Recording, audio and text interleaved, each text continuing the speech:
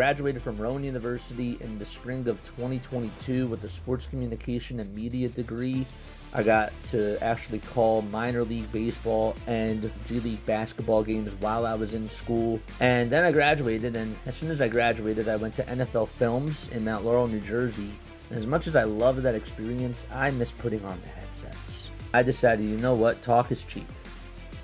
I have a laptop that's in my house, and so 21 months later, here we are, still on YouTube, calling games and building an incredible, loving community on here with the people that I call my Philly freaks with a capital P and a capital H. We go live for every single Phillies, Sixers, and Eagles game, and we do it like old school radio play-by-play style.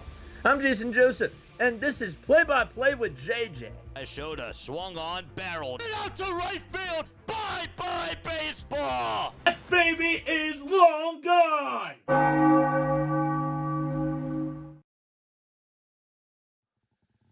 What's going on, everybody? Hopefully you're all doing well and having yourselves a very fantastic day. The name is Jason Joseph. This is Play-by-Play with JJ. If you are new to the channel, as always, make sure you guys like, subscribe, and hit those notification bell icons too. And that way you will know when we go live for Phillies, Sixers, and Eagles content. That's what we do on this channel.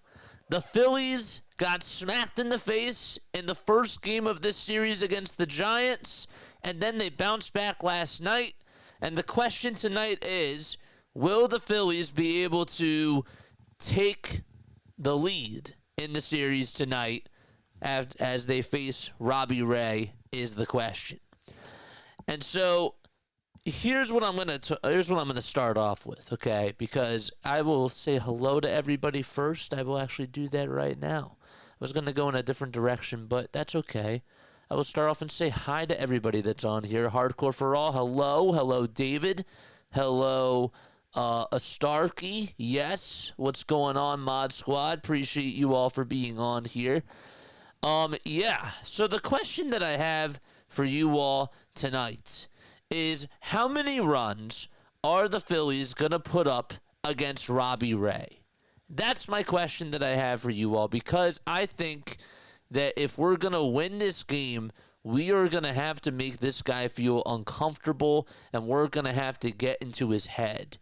I'm looking at tonight's starting lineup, and I see a couple of things that are kind of intriguing to me. First and foremost, Kyle Schwarber is playing out in left field, and JT is going to DH tonight. And Rafael Marchand is catching, therefore, by default.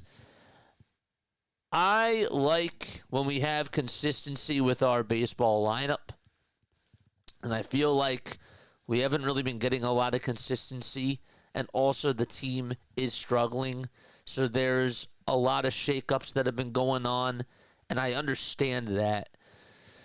But it's just annoying. It's very annoying that we're in this spot. I was really devastated on Monday night, and then last night they did what they had to do. And now tonight the question is, how can you take care of business and go up in this series and take the lead? And I think that the best way to answer that question is that they're going to have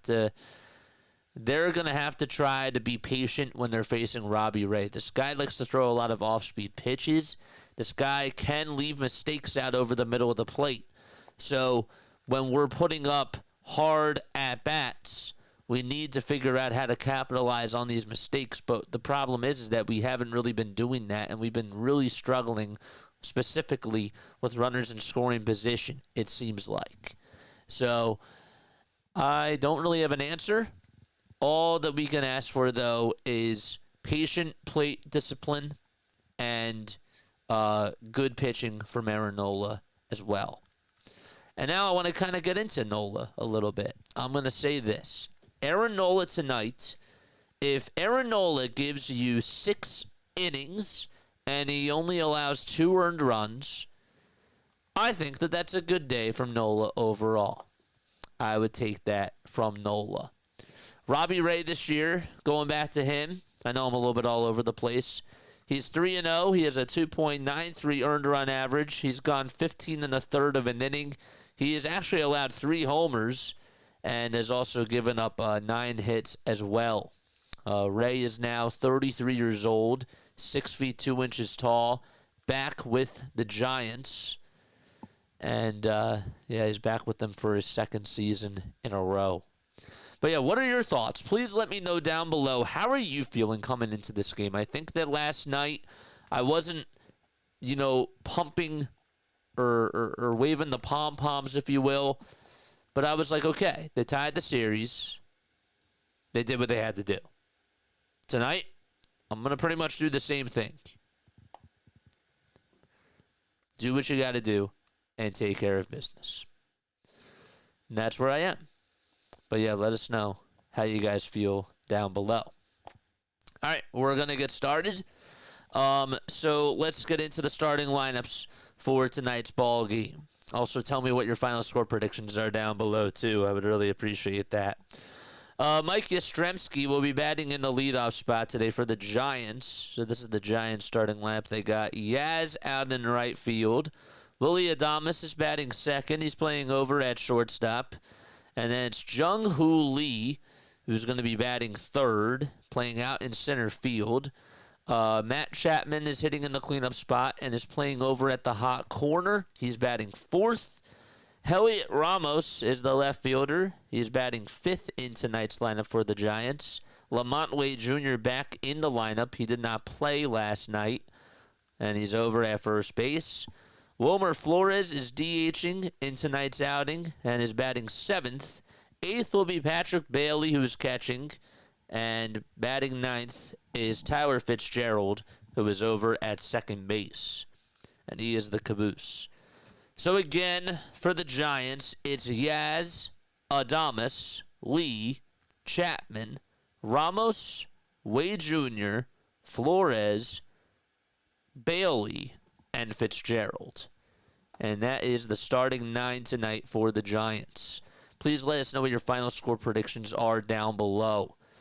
All right, the Phillies, well, it's 53 degrees outside. Winds are blowing 17 miles per hour northwest.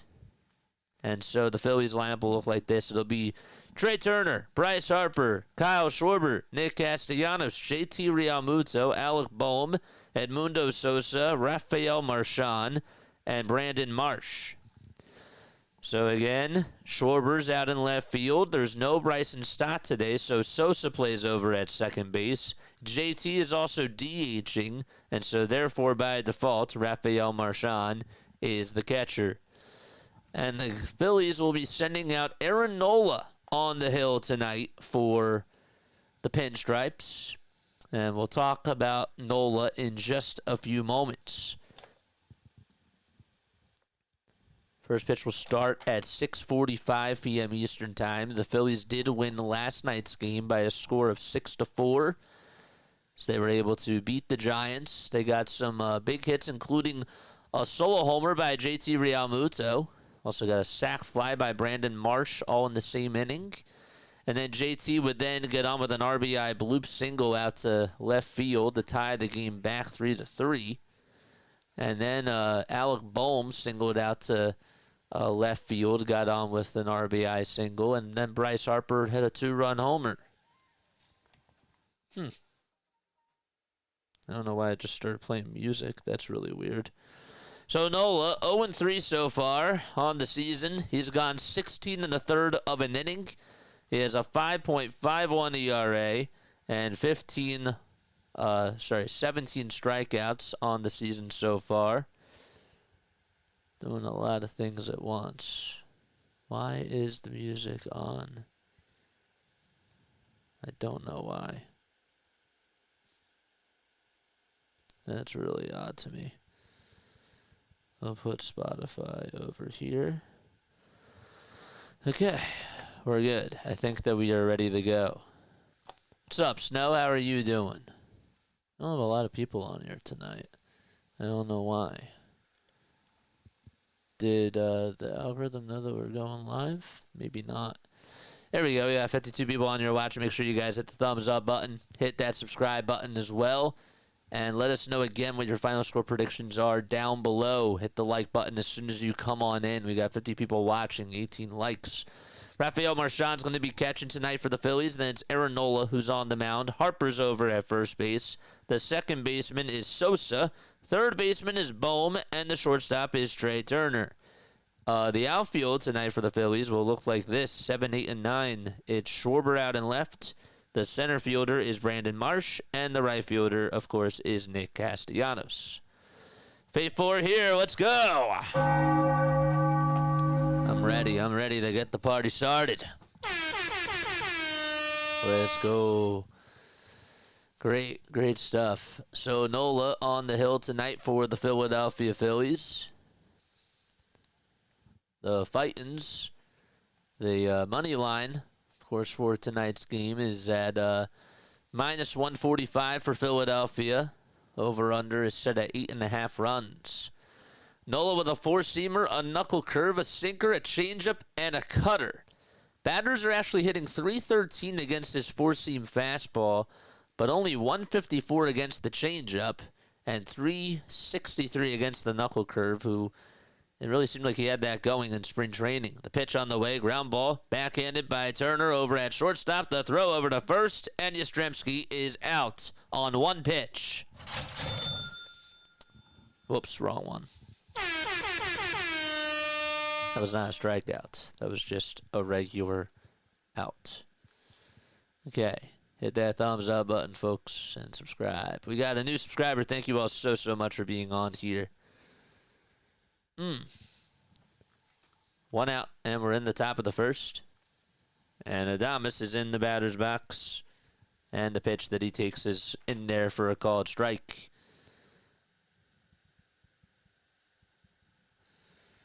An afternoon of firsts. Amelia says heartwarming to heartbreak. Ended with the Mets losing a second game in a row for the first time.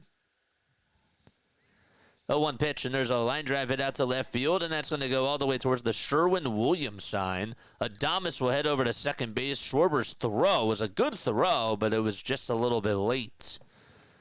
And Sosa was covering second base, not able to swipe him. Adames does get on with a double. That was a pretty good throw. Bad pitch, of course, by Nola. Left one hanging out over the heart and soul of the plate at 92 miles per hour.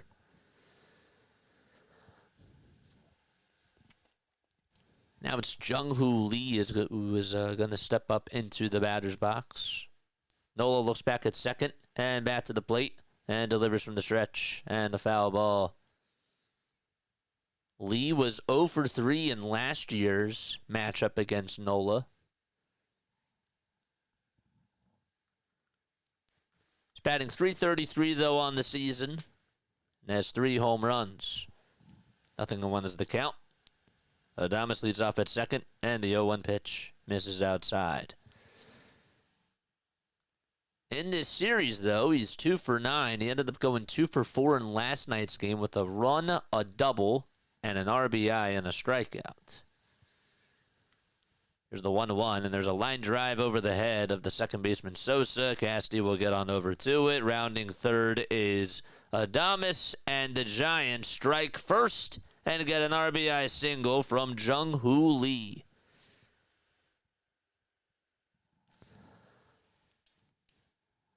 That pitch was it wasn't a fastball there, but it was located in the same spot, and it looked like it was just supposed to go a little bit outside, but it just tailed in at the last second, and Lee got a good swing on it. Toss back to first, and Jung-Hoo is safe.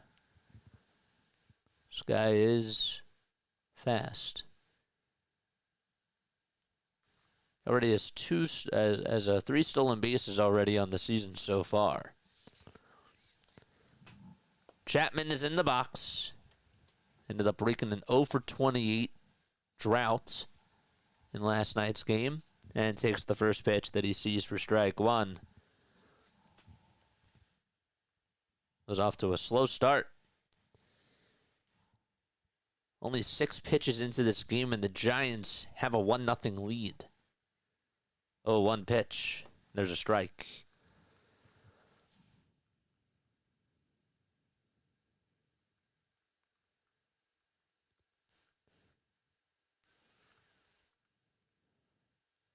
Nola gets set from the letters, gets the signs, and fires the 0-2, which misses inside for a ball. Nice haircut, JJ. Oh, I've had this for a week, man. You just noticed. I've had this for a week, my friend. 1 ball, 2 strikes. And here's the pitch. There's a ground ball back up the middle for a base hit. And so that's going to put runners on over at first and second with 1 out.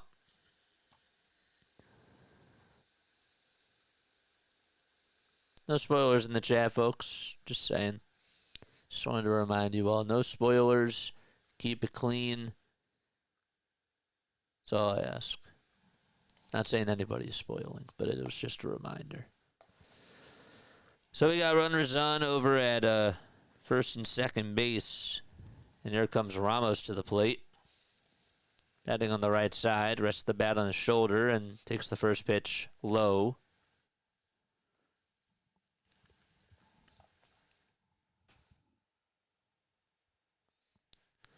Has a .222 average so far in the season. Nola's 3-2 against the Giants with a 6.58 earned run average. He's pitched against them 8 times. 1 ball, no strikes.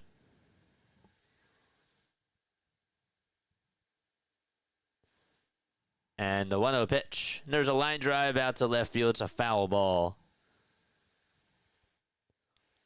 Last time he ended up pitching against the Giants, he had 4 strikeouts in 4 innings.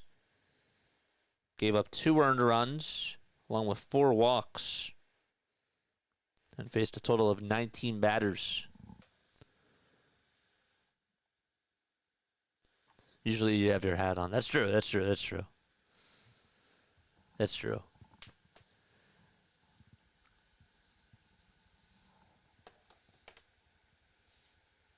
But I appreciate it.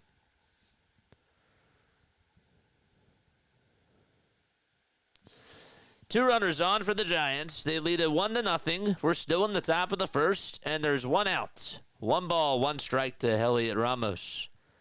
Nola looks back at second. And back to the plate and fires. And there's a fly ball hit over towards right field. It's hooking out of play. And it'll find the seats. Yaz grounded out over to short. Adames then got on with a double out over to left field. And Jung-Hoo Lee had an RBI single to reel in Adames. And Chapman would single back up the middle.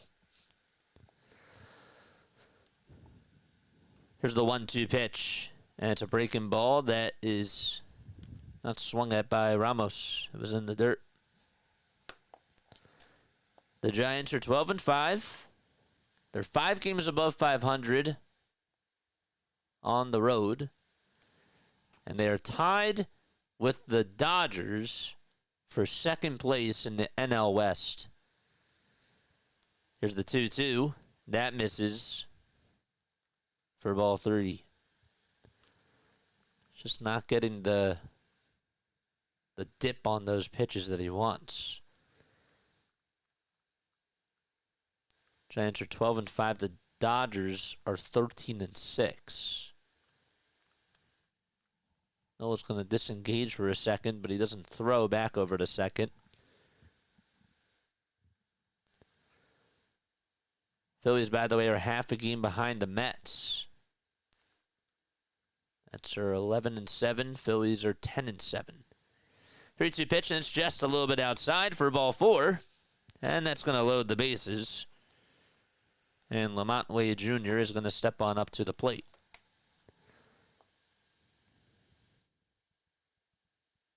It's 53 degrees. It's a chilly night.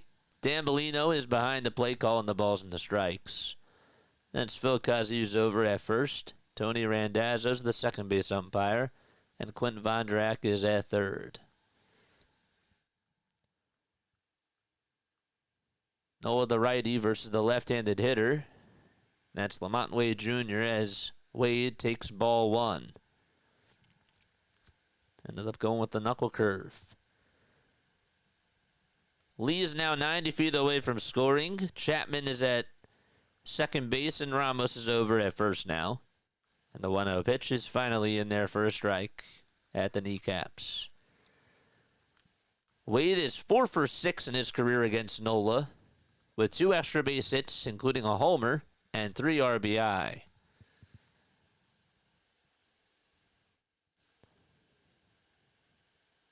Base is juiced. 2 seconds left on the pitch clock. Then the 1-1 pitch is way inside.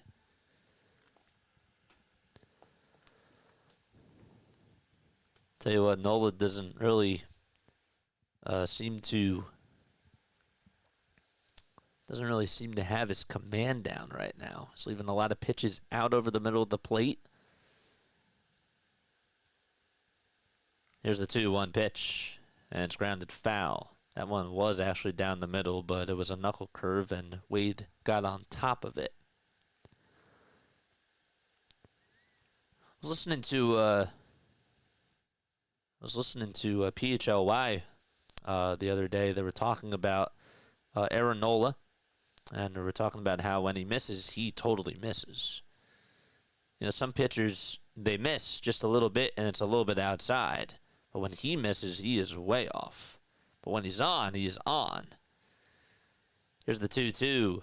There's a foul ball. And that's because he's not a velo type of a pitcher. You know, he's not going to give you high fastballs that come in at 98, 97. He's a guy that's just going to locate his pitches, and if he's on with his location, he's good. But when he's not, it's a different story.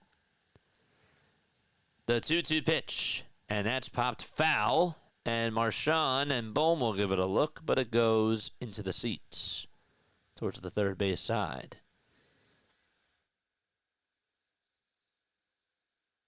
What's up, Jason? How are you, my friend?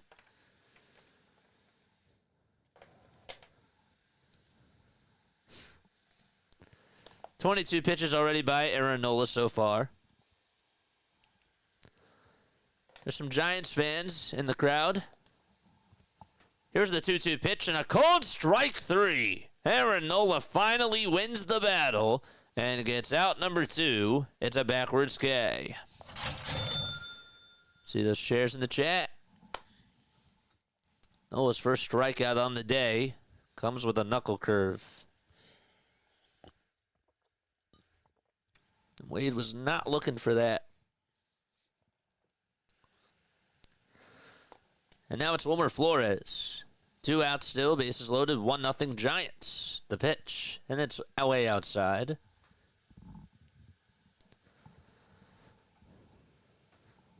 Giants manager Bob Melvin.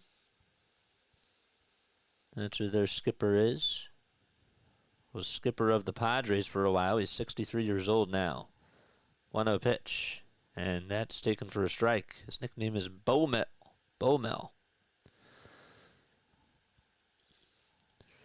Flores lifetime 4 for 13 against Aaron Nola.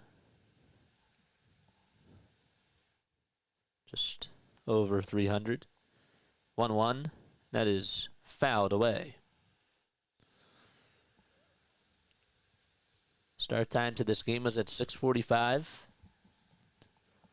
Bases loaded for the Giants. They got an RBI single from Jung-Hoo Lee, and he's over at third. Chapman's at second, and Ramos is over at first. 1 ball, 2 strikes to Wilmer Flores, 2 gone, and we have time called. And Nola's going to take the glove off and readjust. 6 total grand slams for Wilmer Flores in his career and 118 at-bats. Here's the 1-2 pitch. It's way outside for ball 2.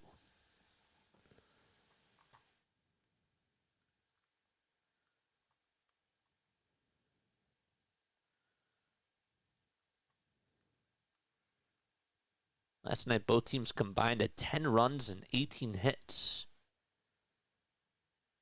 Here's the 2-2 to Flores. Way outside, and the count is now full. Flores did go 0 for 3 in last night's game, but he did have an RBI and scored a run, as well as got on with a walk. On deck is Patrick Bailey, and the 3-2 pitch to Flores. It's down low for ball 4, and the Giants add on another run. And so scoring will be Jung-Hoo Lee. And heading over to third base now is Chapman. At second, it's Ramos. And at first base, it's Flores. And Caleb Cotham's going to go out there to have a conversation with Nola, who's already at 29 pitches in 2/3 of this inning. What's going on?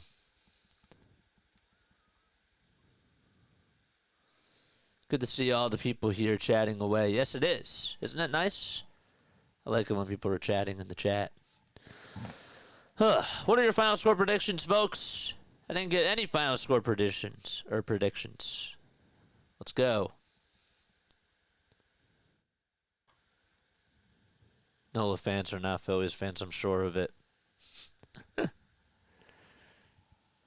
Here's Patrick Bailey with the bases juiced. Let's get out of this inning. Come on. First pitch is way outside. It was a changeup. When I was watching him in spring training, I know it's spring training, but I was watching him throw those changeups. It just seemed like he was just getting the hitters fooled. Right now he's not. 1-0 pitch, there's a knuckle curve that we saw him work on during spring training. That swung on and missed. Bailey, just a .230 at average with the bases loaded and 21 career at-bats. He caught in last night's game and went 0 for 4. And the 1-1, there's a line drive that's underneath the glove of Trey Turner. And a couple runs are going to score, and it's 4-0 San Francisco. So they get a pair of runs to come on in on a 2-run single by Patrick Bailey.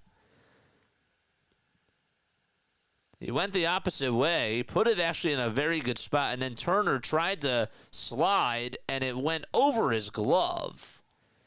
I didn't think he was going to get there to begin with, but even still, just not able to field it cleanly, and the Giants already lead it 4-0. And the 9th man to come on up, it's Fitzgerald, and he takes strike 1 on the inside corner. It's 0-1. No spoilers in the chat, folks.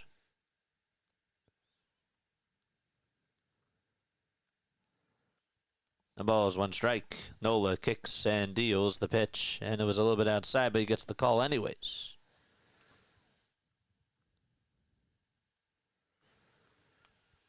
Lots of long sleeve shirts today. It's a cooler night at Citizens Bank Park. You see jackets. You see winter hats, too.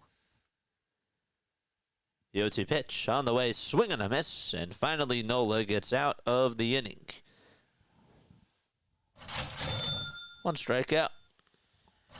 2 strikeouts, but the Giants, they put up 4 runs.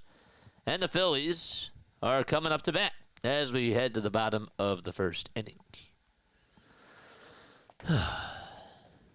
What's up, guys? Make sure you all hit the thumbs up button, subscribe to the channel, and turn on those notification bell icons. That way you'll know when we go live. 34-2 Giants. Man, y'all more like 16-5. Y'all are so reactionary. Y'all are so reactionary. Here comes Trey Turner. It'll be Turner, Harper, Schwarber, Castellanos, Real Muto, Bohm, Sosa, Marchand, and Marsh. And I'm not saying that as a bad thing, by the way. Like, we're all fans, and I get it. I totally get it. It's frustrating. That first inning was brutal. Don't forget to like and don't forget to subscribe, folks. Make sure you guys do that. We have 189 people already tuning on in. That's insane. Oh, wow. That's wild. 189 people tuning on in, 50 likes. Let's get to 100, man. Let's go. And if you are tuning in on the vertical stream, appreciate you for being on here. Means a lot to me. Yeah.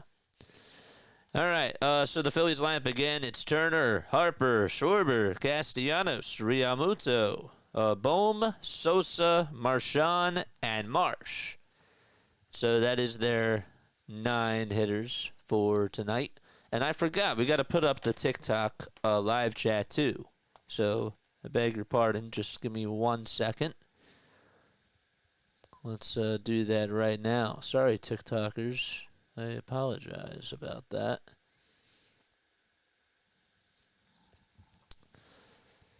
And the pitcher that the Phillies will be facing, well, his name is Robbie Ray, who's 3-0 this year. He's gone 15 1/3. He has a 2.93 earned run average, 10 walks allowed, 13 strikeouts, too. And the first pitch he throws is a fastball that catches the upper third of the zone for strike 1.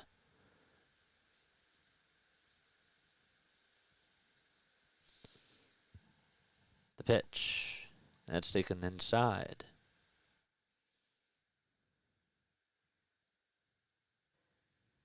The pitch. That's taken inside.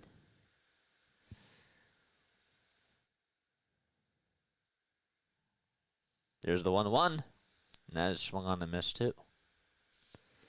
All right, so I could put this over here. 1-2 delivery. There's a bouncing ball hit over to shortstop. The throw on the run over to first, and Turner beats it out. He's safe. That was a heck of an effort, too, by Willie Adames. He went over towards that hole. Over near the third base side, he backhanded it as he played it on a couple of bounces, and then he had to throw it in the air over to first base, and Trey was able to beat it out by maybe half a step. So good hustle by Trey Turner. And Bryce Harper is coming up to the plate. The pitch on the way to Bryce. Low and outside for ball 1.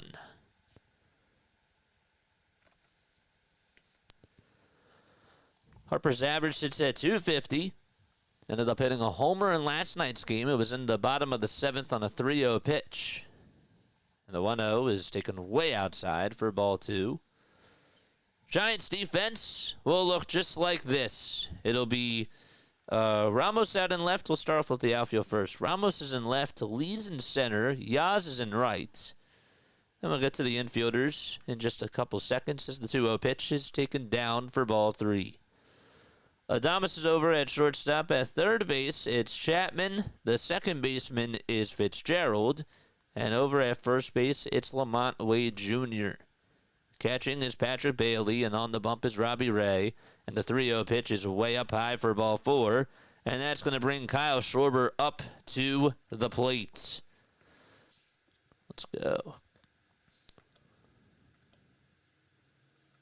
Okay. Here we go. Sorry for the delay there. Rally time for those Philadelphia Phillies.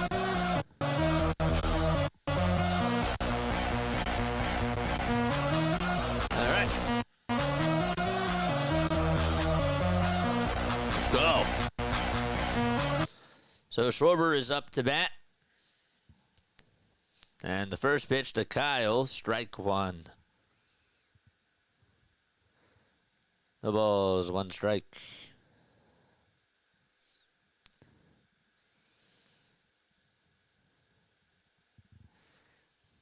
Here's the 0-1. That's taken way outside for a ball.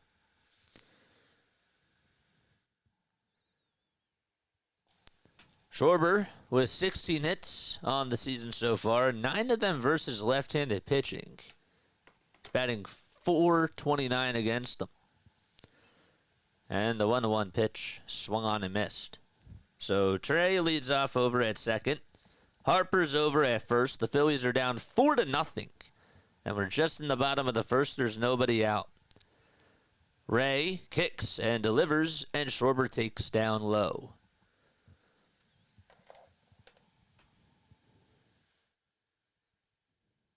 Phillies lost the first game of the series 10-4. Then they came back and won last night 6-4. Now they're in a hole here. And Ray is going to disengage as he steps off the mound for a second to keep Trey Turner in check.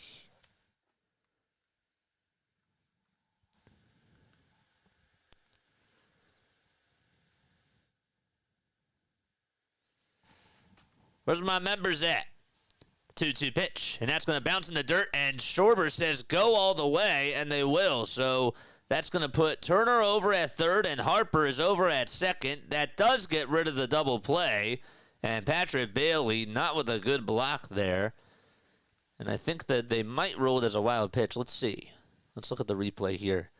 Oh, yeah, he tried to backhand it. He didn't even shuffle his feet and just couldn't knock it down in front of him.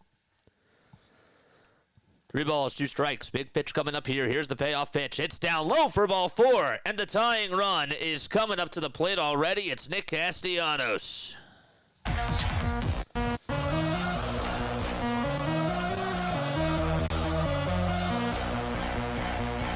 right, let's go.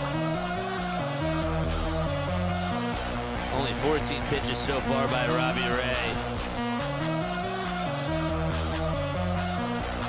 Turner's over at third, Harper's at second, and Schwarber's over at first. And there's a pitch clock violation called, I believe. Bailey was going to go talk to his pitcher. And so Castellanos is up to the plate, and the pitch that he takes is down low. So scratch that. No pitch clock violation. It's just ball 1. And now Bailey's going to go talk to his guy. Let's go.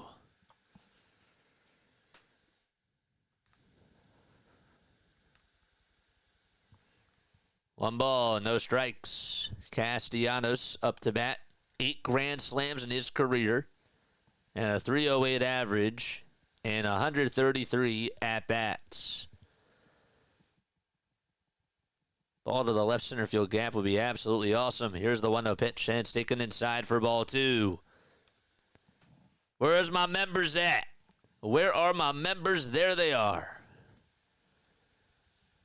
Phillies give up 4 runs in the top of the first, and they're looking to respond here. The 2-0 pitch to Casti, and he pops it up. It's hit out towards shallow right center field. Fitzgerald gets called off by Yastrzemski, and Yaz will make the catch.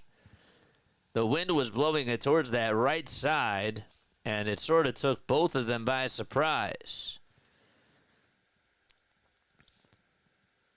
And JT will be coming on up to the plate.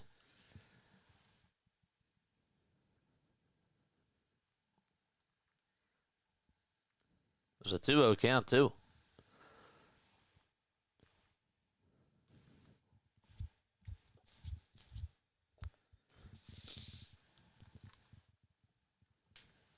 Nice for them to get a run here. 1 out, and the pitch to JT.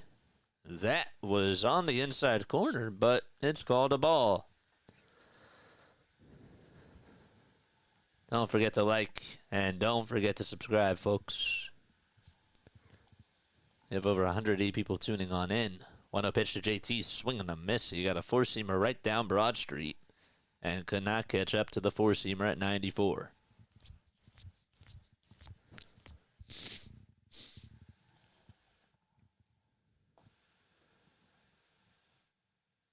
The 1-1 to JT, and there is a foul ball that goes out of play towards the right field side.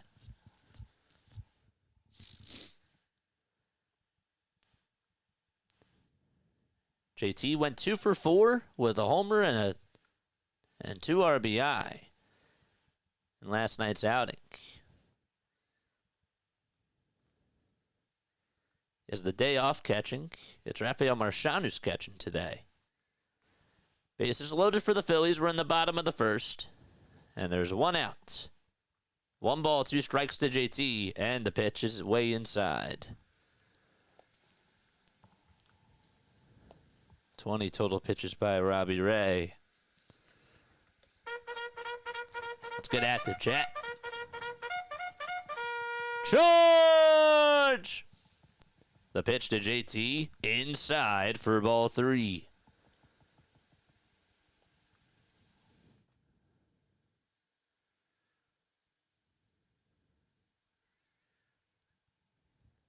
It's a big pitch here.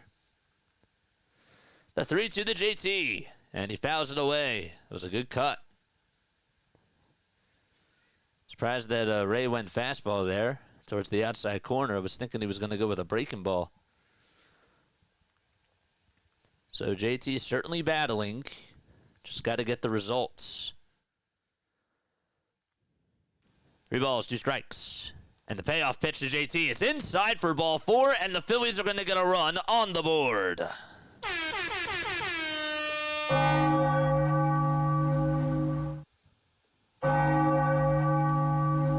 That's the 3rd walk allowed by Robbie Ray.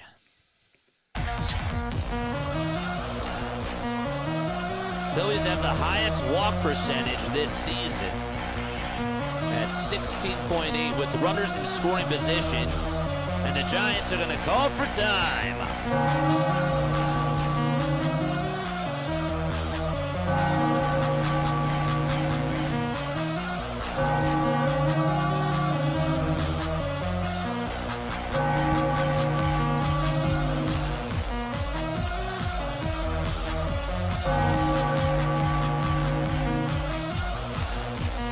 So now it's Bohm who's due up to bat. 3 walks in this inning for the Phillies. Also had an infield single from Trey Turner, too. Bohm is up. The pitch to Alec. That was inside. It's called strike 1, though, anyways.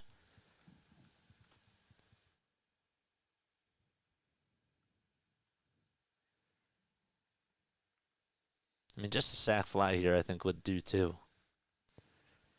0-1 pitch. It's way inside. Giants had 4 hits in the top of the first and scored 4 runs. The good news is that Bohm is 3 for 8 lifetime against Ray with 3 singles and an RBI. 1-1 pitch, and it's down and away for ball 2. If I'm Bohm, I'm just taking some pitches here. Make this guy throw strikes. He's been making a lot of mistakes so far. It's pretty windy. 2-1 pitch to Alex. Swing and a miss. That was a good pitch. Bohm also has a 174 on base percentage and a 191 slugging percentage this year. Here's the 2-2. It's in the dirt for ball 3. And that's the 4th full count of the night for the Phillies. Don't forget to like and don't forget to subscribe to the channel as well.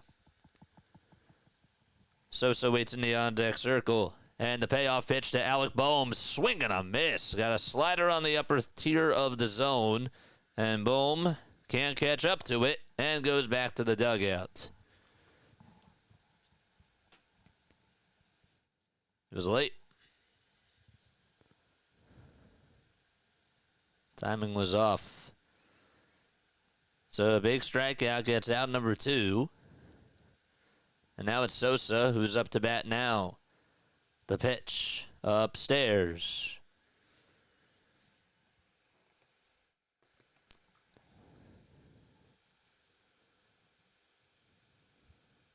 Nine games already in the books for Edmundo Sosa. He takes the 1-0 inside and down.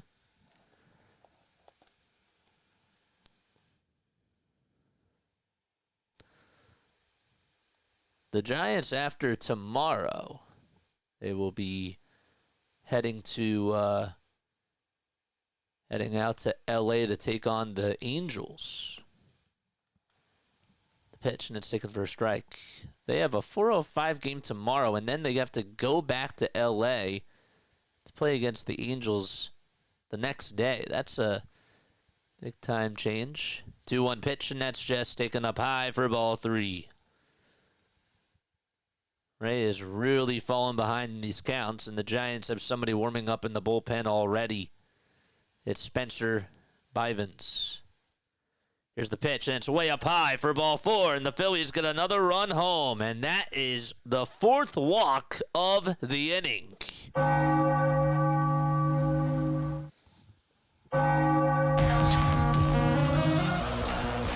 And it's Marchand's turn to come up to the plate.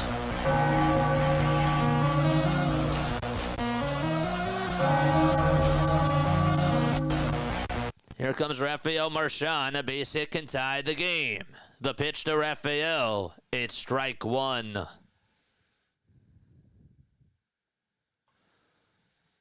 Take that as well. Marchand with a 125 average on the season. The 0-1 pitch to Rafael, and he bounces it foul. So Turner and Harper both scored. Schwarber's over at third. JT's at second, and Sosa's over at first. 4-2 San Fran. 2 RBI on 2 walks by the Phillies in this bottom of the first. There's the 0-2, and it just barely is off target.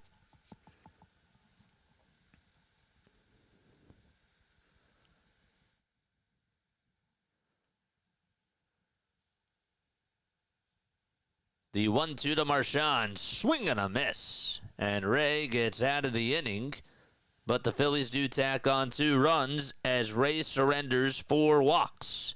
And we head to the second. It's 4-2 San Francisco. Okay. I'm going to take a very, very quick step off. While we're in this timeout, though, make sure that you hit the thumbs up button, hit that subscribe button, and I will see you all in just a few seconds.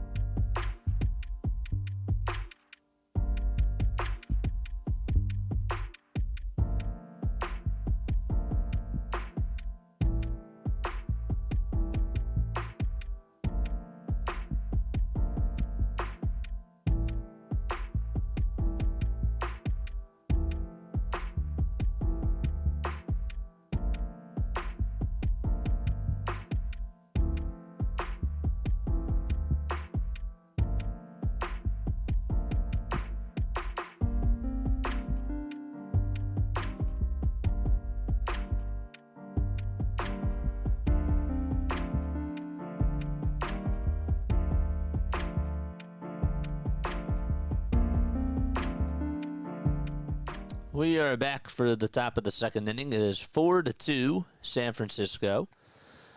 My name is Jason Joseph. This is Play-by-Play with JJ. Make sure you guys hit the thumbs up button and hit that subscribe button as well. We appreciate each and every one of you for being on here. Phillies have Aaron Nola back out there on the mound for the top of the second inning. Lots of action so far in this one. 6 runs in that first inning alone. 4 of them by the Giants and 2 of them by the Phillies. And so we'll go back to the top of the order again for the San Francisco Giants. Phillies sent 8 men up to the plate. The Giants sent 9 men up to the plate in that first inning.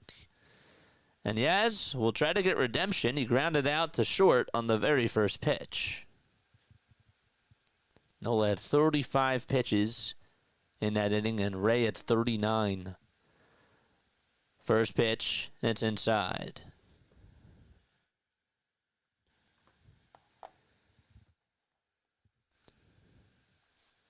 Nola seems, I know that that the wind has been a factor, but both pitchers combined have given up 6 walks. Here's a 1-0 line drive out to right field that's smashed for a base hit.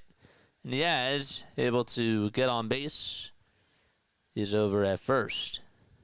And he leads off the second inning with a single.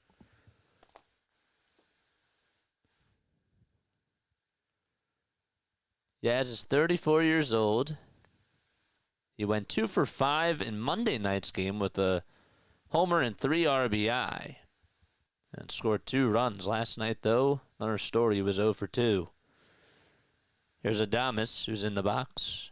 The first pitch he takes is on the outside corner for strike 1, and he doesn't agree with the umpire. He shakes his head, takes his stance out of the box, wants to readjust the helmet and the batting gloves, and now steps back in and draws his stance. Nola has to deliver from the stretch again. Looks back at first and back to home plate.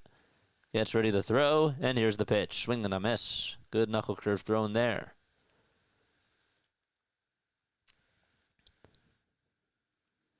Don't forget to like and subscribe, folks. We got 231 people tuning on in. We appreciate y'all. Did we get to 100 likes yet? No balls, 2 strikes. We're at 82.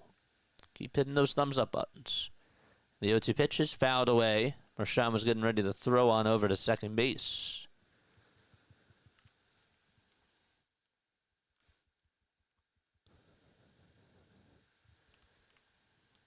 Adames just 1 for 17 against Aaron Nola. It's not so good.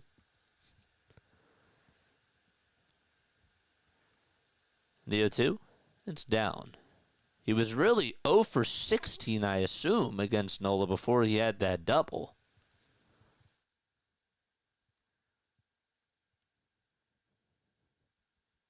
He was 0 for 16 coming into today. The 1-2 pitch, swing and a miss. And Aaron Nola records his 3rd strikeout of the evening.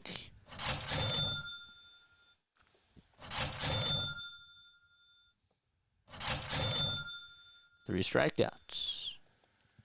And that's the first out of the inning.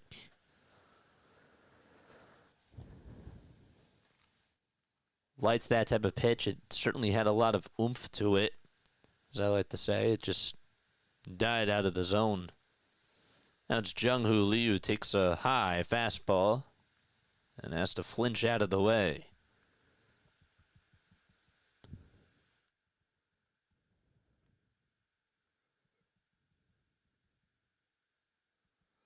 One ball, no strikes. Nola kicks, delivers, the pitch is in there for a strike. Marchand strode to second base. Got him!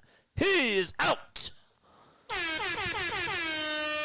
Yaz gets caught stealing on the bases. Beautiful throw by Marchand, and out number 2 recorded.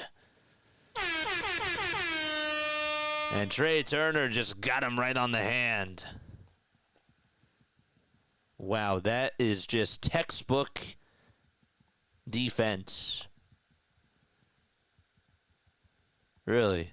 I mean, the way that he executed that was just... That's just how you do it. The pop time was perfect. The throw was on the money. And Trey Turner with an excellent swipe. There goes a Giants base runner, and Nola certainly could use that help. The 1-1, swing and a miss.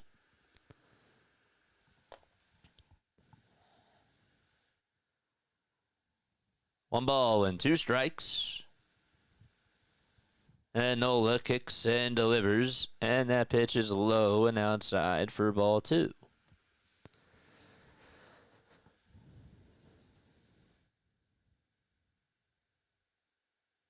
Yeah, his grandfather was Carl, yeah. Oh, yes, absolutely. There's the 2-2 pitch. That's popped up. Hit out over towards shallow right center field. Who's going to get it? Sosa gets called off by Rojas, and he makes the catch. And the inning is over. No runs, 1 hit. And we go to the bottom of the second inning. Phillies are down 4-2 to the Giants. What a throw by Marchand. All right. Folks, where are y'all tapping in from? Let us know down below. How'd you find us? How'd you find us? We have some people over on TikTok. Appreciate you for stopping over here. My name is Jason Joseph. This is Play by Play with JJ. Give me a follow on TikTok if you haven't done so already. I go on for Phillies, Sixers, and Eagles games. And so we are also on YouTube. We're called Play by Play with JJ, where you could see us on there every single day. But yeah, let us know where you're tuning in from and how you found our channel. Damien says, I'm tuning in from Maryland. Nice. Damien lowered. Teddy, thanks so much for the rose. Appreciate it so much. Thank you so much, man. I really appreciate that. Goalie for life. Thank you so much for liking the live stream too, man. Cranford, New Jersey. It's partly cloudy over here. It's a partly cloudy night here, David says. Yeah, it's a little bit cloudy over here too. So we're going to the bottom of the second. How did we get here, JJ? How did we get here? I'll tell you how we got here. Teddy says, let's manifest these Phillies to get some points. My parlay needs it. I feel you on that, man. I feel you. The Phillies will send Rojas up to the plate. It'll be 9-1-2 due up in the batting order. My real name is Dees. Oh, my gosh. Is it actually? The pitch. It's in there for a strike. 4-2 Giants. Lee had an RBI single back on the top of the first, and then Flores walked home a run. Bailey then got on with a 2-run single. That's how the Giants got all 4 of their runs, and then the Phillies had 2 RBI walks. One was by JT, and the other one was by Edmundo Sosa. Here's the 0-1 pitch. That's taken for strike 2. I think it was actually foul tipped into the glove. God bless us all. Yes, sir. 0-2 pitch. Upstairs. What's your parlay, Teddy? If you don't mind me asking.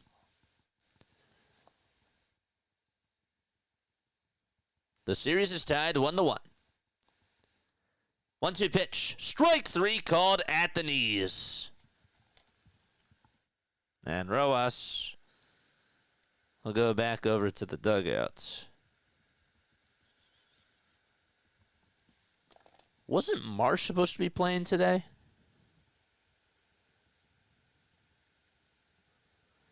Now it's Trey Turner who's up to bat. Let's double check. I wrote down Marsh was in the lineup. First pitch to Trey Turner. And it's grounded foul.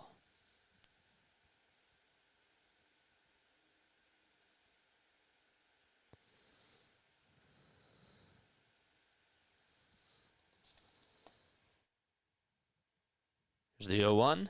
Strike 2. Huh.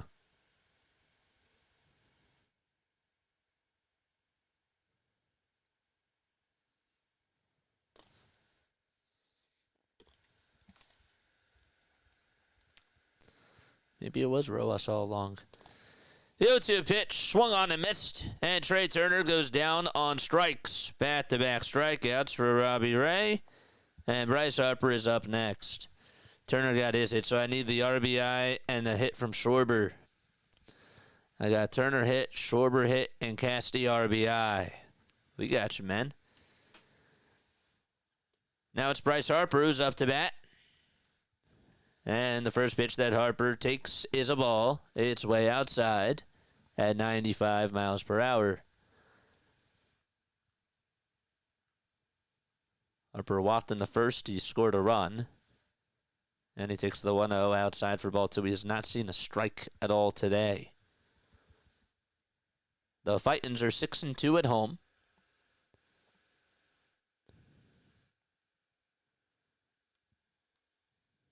Two pitches down for ball 3.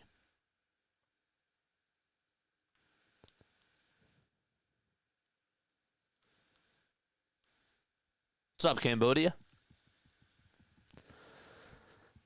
3-0 pitch, and it's inside. 2 straight walks for Bryce Harper on 4 pitches.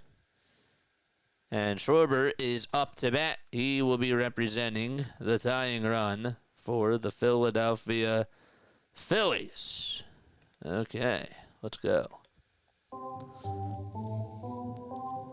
Hit the like button and subscribe to the channel, baby.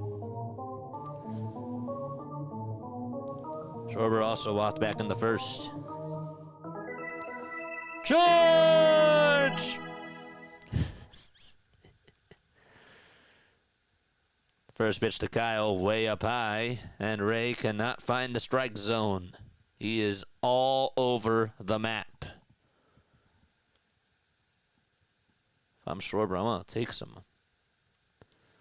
1-0 pitch, and that was in there for a strike, but Schwarber fouls it away anyways.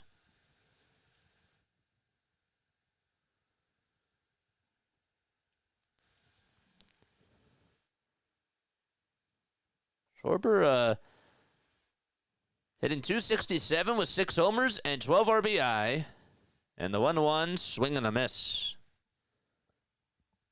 That slider definitely, he was out in front of it. Harper leads off over at first. And there's the 1-2 to Schwarber. And it's in there for a called strike 3.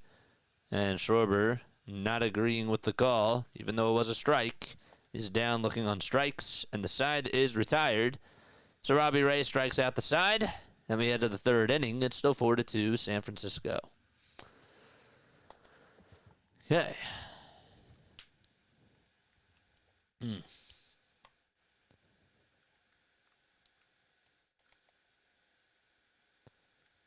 Key says, Kyle, that at-bat's not like you. Yeah, I don't know what he was doing there, man. I really don't. Yeah. So yeah, folks, talk to me. Talk to me, man. I want to ask you this, okay? My question for you guys today, and this isn't just a Phillies question, this is a baseball question. Okay? I want to ask, which division do you think is the toughest? Which division is the most competitive division in baseball and will be the most competitive by the end of the year? Because while the NL West is looking really, really competitive right now, I still believe that the NL East is the toughest division. I still believe that. Call me crazy. Call me bonkers for it, but I still think that by the end of the season, we're going to have a dogfight for first place in the NL East with the Braves, the Mets, and the Phillies. As great as the NL West is. David says the AL Central. The AL Central is honestly, that's sort of a dark horse, I would say. You're right about that. The AL Central with the Tigers, the Guardians, and the Royals. It's crazy. 94 likes and 246 people watching. Let's go. Let's get to 200 likes over on the YouTube side of things. But yeah, TikTok people, let me know what your thoughts are. What do you think is the most competitive division in baseball? Tigers, Guardians, Royals. Yeah, it's a good division. First pitch is in there for a strike to Matt Chapman. Second pitch is also at the kneecaps for strike 2. It was a sinker. Join us on the YouTube side of things if you're on TikTok at Play by Play with JJ. 49 total pitches by Aaron Nola.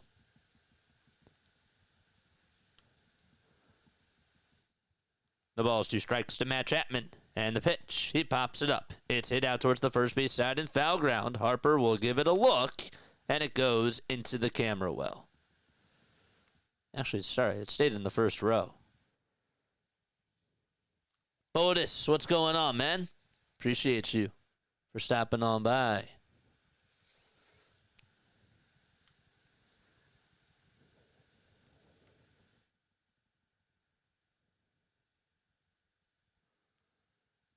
The ball's in 2 strikes.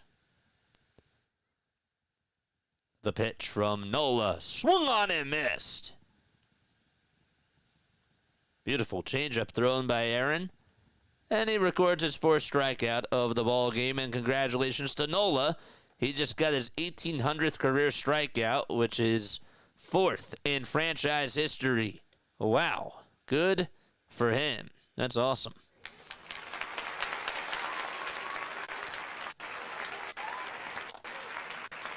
Here comes Ramos in the pitch that he sees. He bounces it back over to Nola, who reaches up, makes the grab, tosses it over to first, and 2 away.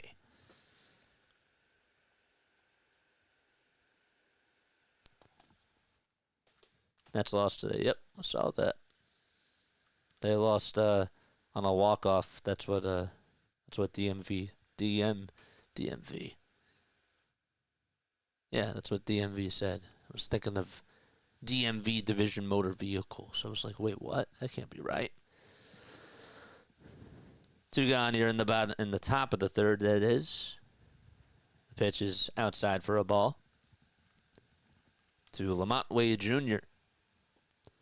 He's been struggling to start off the season so far, and Bob Melvin thought it would be good to give him a day off because it was also a lefty versus lefty with Luzardo on the mound.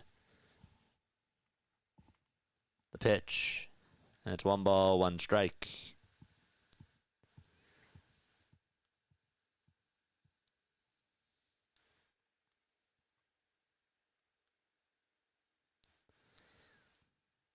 The 1-1 pitch. Strike 2.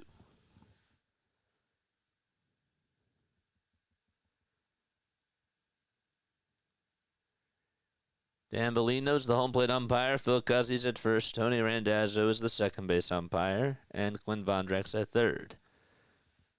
1-2 delivery is up high and wide.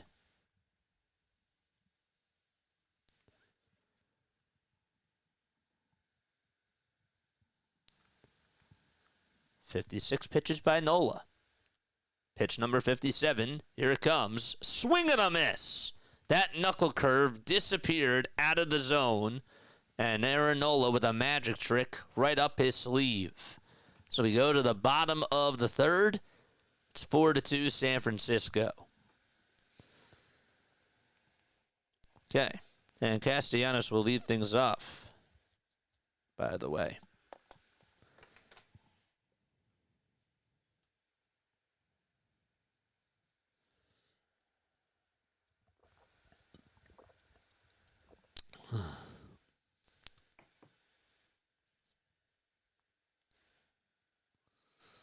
Andrew Salchunas. Wow. What's up, Philly? He said an hour ago, I have some personal exciting news to share. I was recently hired for a part-time position at ESPN Radio. My first shift is this Sunday from 4 to 7. Wow. My promise to you is that I will not allow any anti-Philly nonsense while I'm on the air. Can't wait, he says. That's awesome. Congrats to Chunas, man. Pretty cool.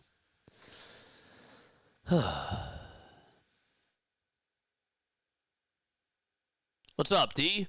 D is here. What's up, DMV? What's going on? Brian. What's up, Larry? We got a very active chat today. Nice. It's very, very cool. Is Teddy still here? We're going to the bottom of the 3rd inning. This game started at 6:45. It's almost an hour old. It's a cool night.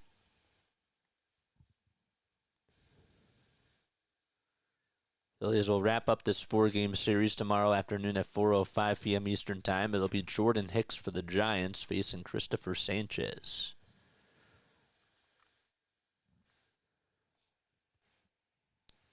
Castellanos is up in the first pitch. There's a line drive base hit out to left field. It's backhanded by Ramos, and Castellanos gets on with a leadoff single. The tying run is coming back up to the plate. It'll be JT Realmuto. It looks like Cassie got a fastball right down the heart and soul of the plate. and just put it in a very good spot, made some solid contact, and bang, bang, Casty's over at first. And here comes JT. The first pitch that he sees is also down the middle, but he takes it and is not aggressive.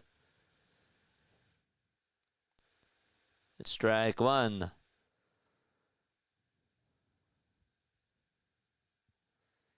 O2 pitch. It's down for a ball. What's your Major League Baseball score? Send OT and find out what's the OT mean. OT means overtime. And football means offensive tackle, but there is no OT in baseball. It's extra innings. The pitch. It's up for ball two.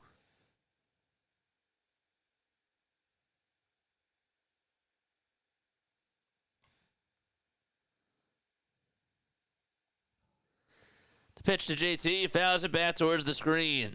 We got a new member, Tracy! What's up, Tracy? Thanks for becoming a member. Appreciate you. $2.99 a month. That's all it is. You get access to some awesome emotes. The 2-2 pitch to JT. And another foul ball. Looks like Ray's just leaving a couple of pitches right down the pike.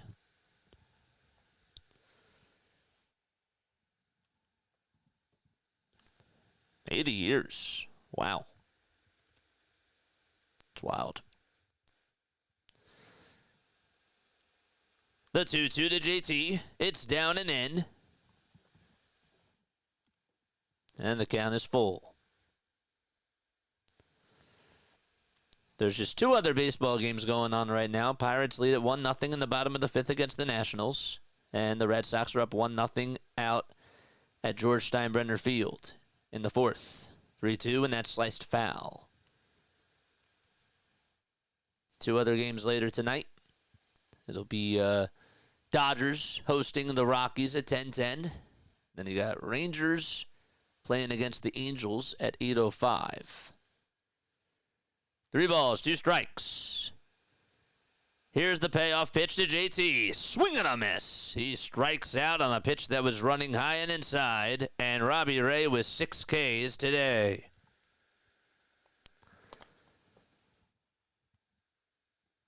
I was thinking they was going to go with that exact pitch. I was wondering if JT was going to hold up. He's been chasing a lot of those types of pitches.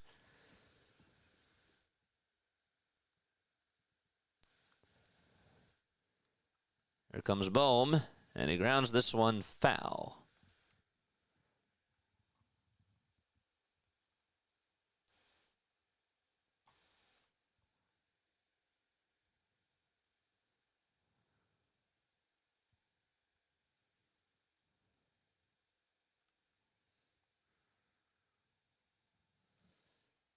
Oh, 1 pitch. It's taken down for a ball.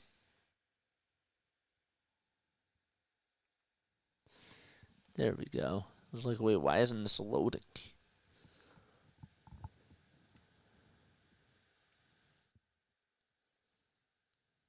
The 1-1 to Alec, way inside.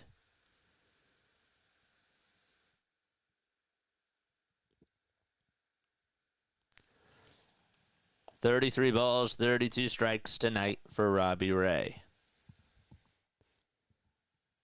The windup and the pitch to Bohm, and there's a fly ball hit out over to right field, and that's going to drop in for a base hit. Yastrzemski will get over to it towards the line. Heading over to third is Castellanos, and a bloop single by Alec Bohm, and will put the runners over at the corners. And Sosa is due up next for Philadelphia. See those rally towels? Where's my Sosa emotes? Where are they at? He fought it off and just hit it on the line. All right. Let's go. Let's go, baby. Here's Sosa at the plate. Pitch number 1, ball 1. It's been a heck of a series so far. Sosa 2 for 5 on the season with runners in scoring position. Walked in his first at-bat. The 1-0 pitch to Sosa. Way up high for ball 2. I don't know if Melvin's getting anybody warmed up in the bullpen, but you might want to think about doing so if you're the Giants. 5 seconds left on the pitch clock. Ray behind in the count, 2-0. Here's the pitch to Sosa, and Sosa makes him throw a strike as he takes it all the way.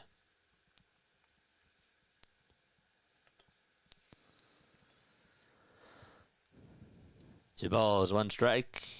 Ray kicks and delivers, and there's a line drive that goes out of play towards the right field side.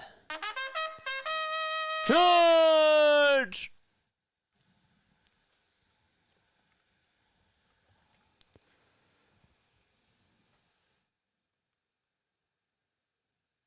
Sosa calls for time.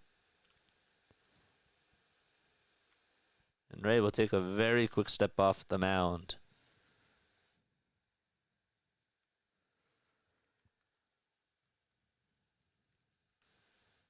The 2-2 to Sosa. And he pops it up. It's hit out towards the first base side in foul territory. First baseman Wade gives it a look and he'll make the catch. And tagging from third and staying put is Castellanos. And 2 outs. Pitch was right towards the top of the chest.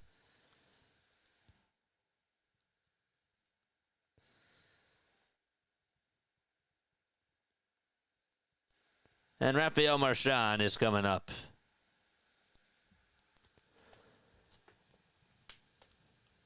Continue to like and subscribe, folks.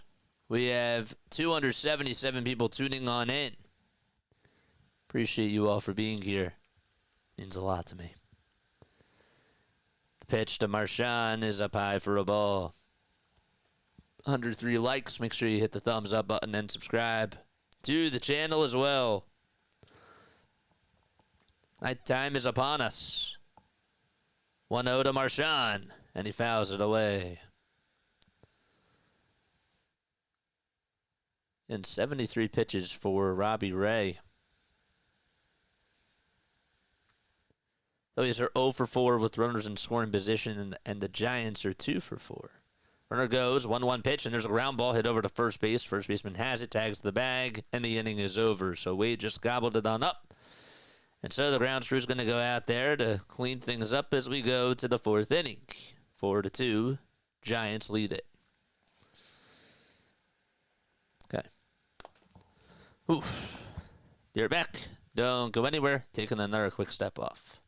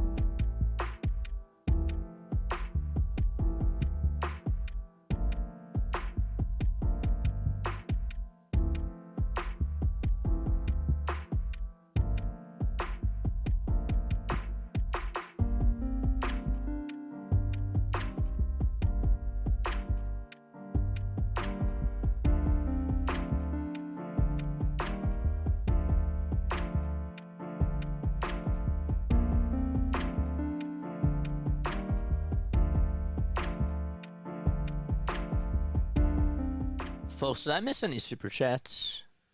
Please don't tell me I missed any super chats today. If I did, I'm going to feel really mad about that. I'm just curious because I realized that I haven't put up my thingy.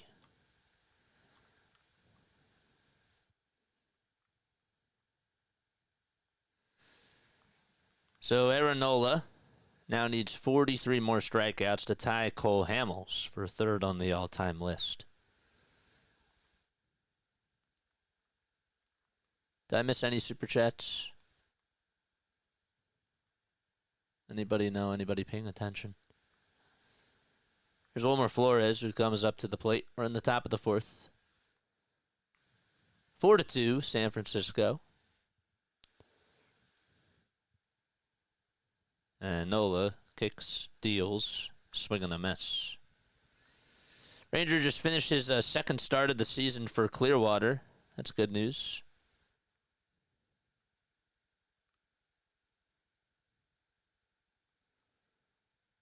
The ball is one strike. And the pitch is low for a ball. So, no, I did not miss any super chats. Is that correct?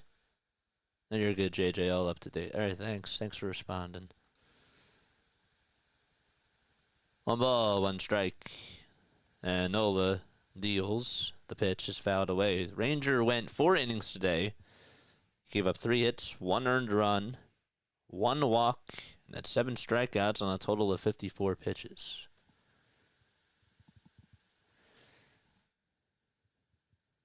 Don't forget to like and subscribe. Let's go. Here's the 1-2. Swing and a miss. Aaron Nola looking a lot better ever since that first inning as he gets his 6th strikeout victim of the evening. Another one. 6Ks in the chat. Good.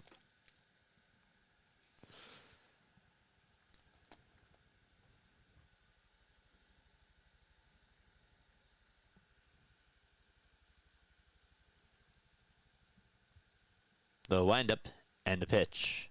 It's way inside. If you want to call on in and leave a voicemail message or leave a text message and talk to me about the Phillies, 610-314-0844 is the phone number. 1-0, it's popped up, and it's foul behind the third base side, and it'll find the seats. Wish YouTube would put a like icon on the heading. No homers yet, so I guess it's a good outing. You're funny. You're very funny. There's the phone number in case you guys do want to call. And there is the Discord if you guys want to join. 1 ball, 2 strikes. All 6 runs came in the first inning of this game. The 6 combined runs.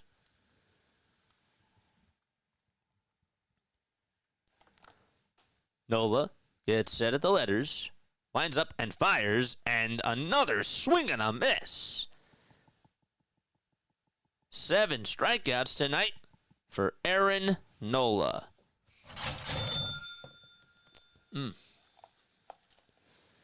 JJ, are you paying any attention to the play-in tournament? Oh yeah, I still am. Yep. I watched last night's game. Last night's Warriors Grizzlies game was fun. No, I still pay attention. I still watch. That was actually a good game. The pitch, here it comes. It's in there for a strike.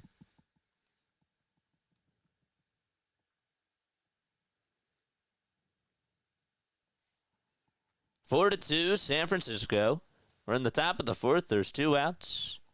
The ball is 1 strike. And the pitch. And there's a ground ball base hit back up the middle.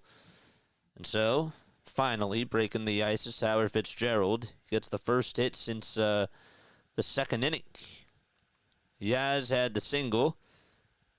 And all the other 7 hitters either struck out or grounded out. Lee actually popped out the second. I do not take FaceTime for postgame. If you want to join on Discord, you can. Discord does have a video feature. 2 outs, top of the 4th. And Yaz is up. And he tries to turn on a cutter, but he pops it up anyways over towards right field. Casti goes jogging in. Shimmies towards his right. Catches it.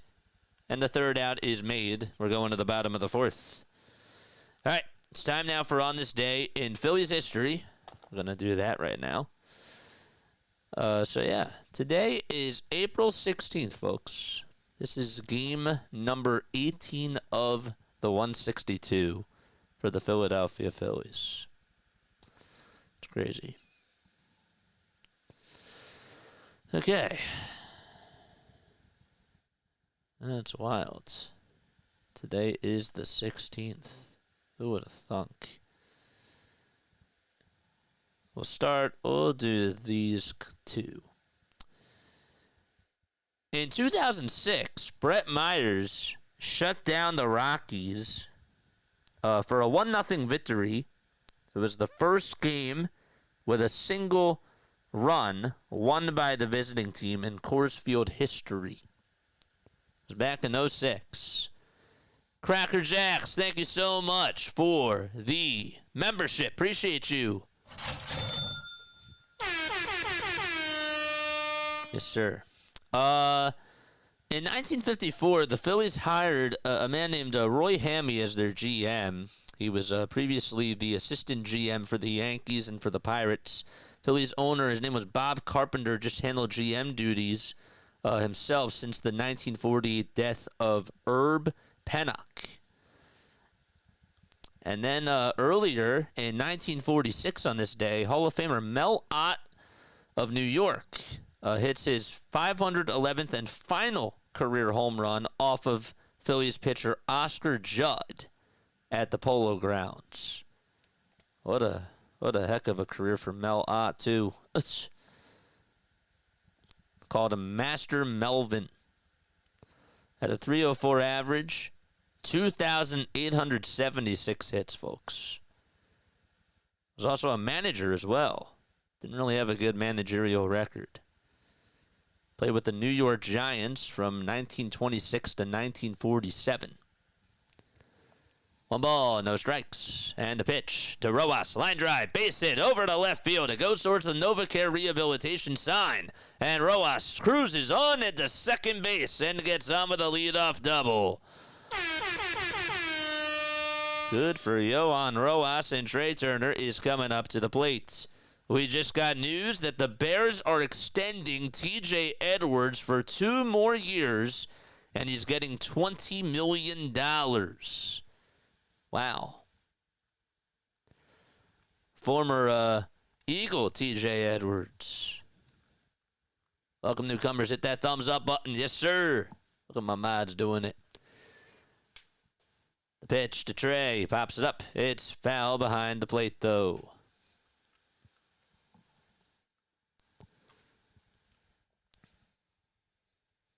How about TJ Edwards getting paid?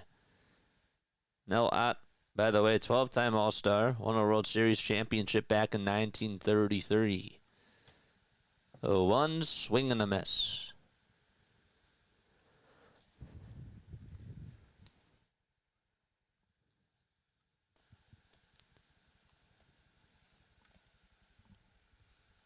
Turner down in the count, 0-2. Ray kicks and delivers and goes upstairs.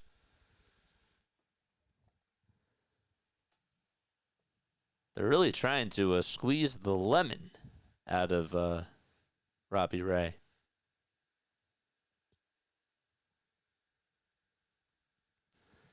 One, two. That's popped up again right behind home plate, and Bailey can't make the catch right by the backstop. Can't believe JJ's not at 100 likes with this many people. What's up, people? Doesn't hurt to hit that thumbs up button. Yeah. It's not just me. It happens to other streamers, too. Some of them are bots. And some of them just forget, you know? Rojas dances off at second base. And Ray now fires and throws it just outside.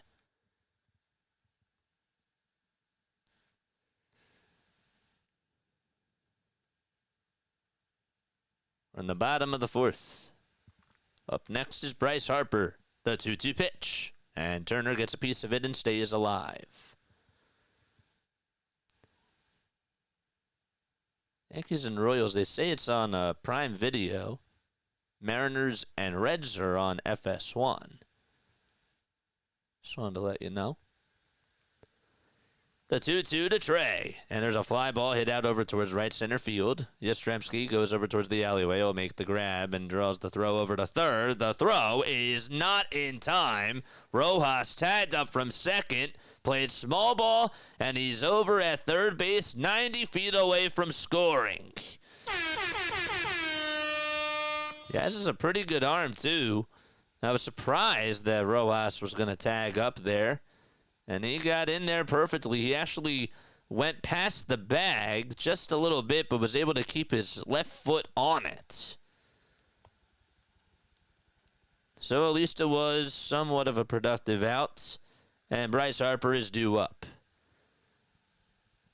Get Rojas home. First pitch to Bryce, and there's a high fly ball hit out to right field. Tie ball game! Bryce Harper does it again!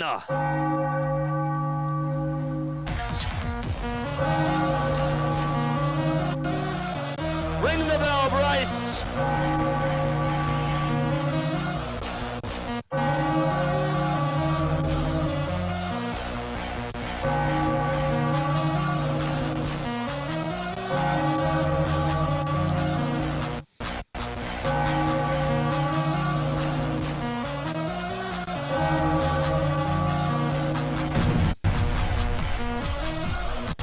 Feeling it now.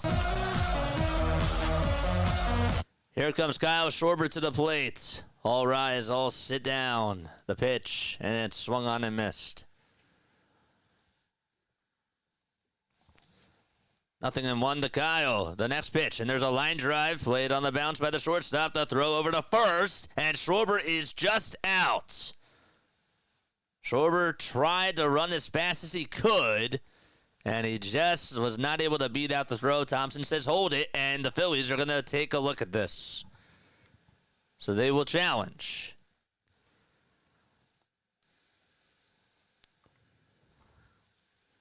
Pitch, by the way, to Bryce Harper was inside, and yet still was able to get to it. Let's see. Is he out? I think he beat it. Good challenge there by Rob. His right foot was on the bag, and he beat it out. Good hustle by Schwarber. So they should absolutely win this challenge here.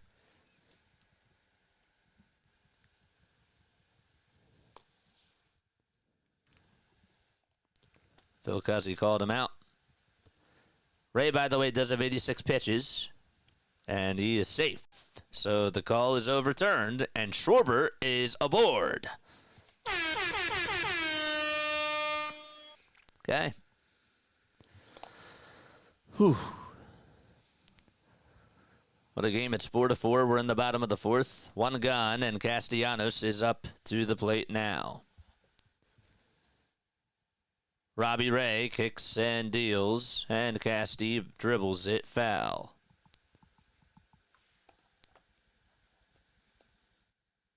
Did they play B that? I don't know. I'm not listening to the game. 0-1 to Nick Castellanos. That was a good challenge. 87 pitches for Robbie Ray. He looks back at first and back to home plate and delivers a slider that Casti just gets a little piece of.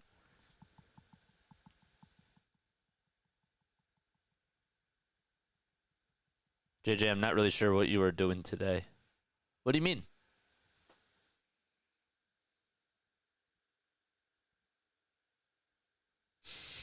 Yes, you could do it. What do you mean? Everybody's hitting? Is that why?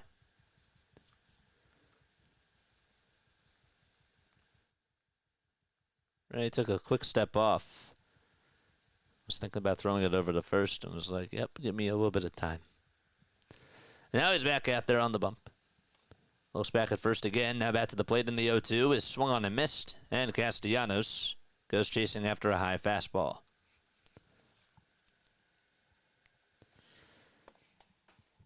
One for three. He is on the day. Ian from Australia tuning on in. What's going on? What is up? JJ, I'm not sure what you were doing today. Somebody says calling a game. Yeah, that's what I'm doing today. JT takes a strike over on the outside corner.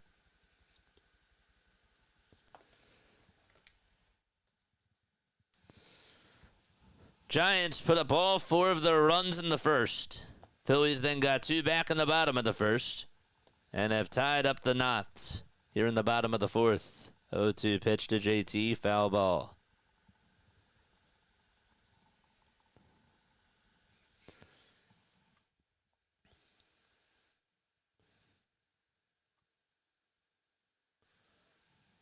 Toss bat to first, and Schwarber is safe.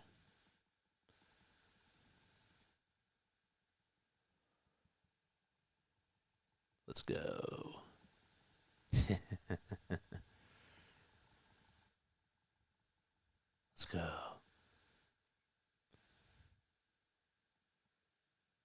0-2 pitch and a called strike, 3 at the knees, and JT gets back to the dugout shaking his head. And the Phillies are going to the top of the 5th inning. Bryce Harper hit a 2-run dinger out to right field to make it a brand new ball game. And we're going to the 5th. Okay. Ian, are you Scott's neighbor? Yeah, Scott's from Australia. That's why he's saying that. Ooh. Man.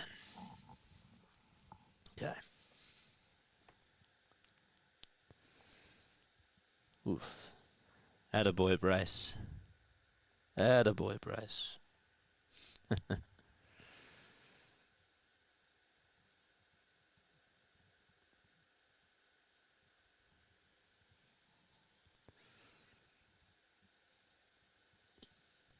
Now, I was doing some research on the New York Giants as a baseball team. And I didn't realize that they won 17 National League pennants. Did you know that? I really did not know that. They played 75 seasons in New York.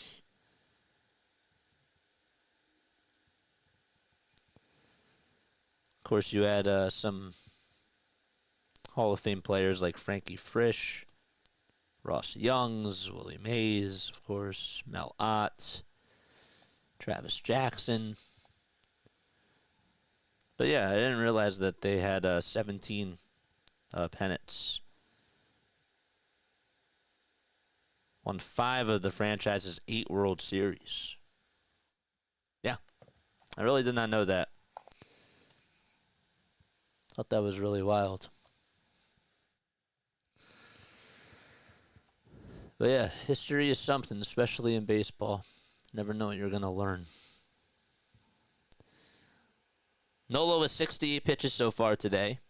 And he throws the four-seamer in there for strike 1.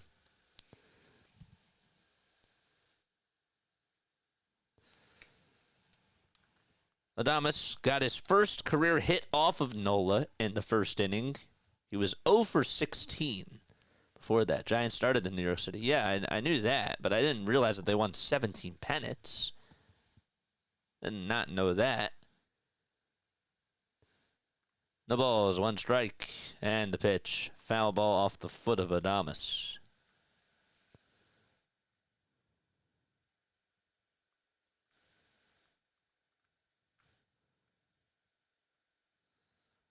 Their overall win-loss record, they had a .553 win-loss percentage. 0-2. There's a ground ball. Rolled over to third base. Bohm has it. And the throw across the diamond will get Adames retired.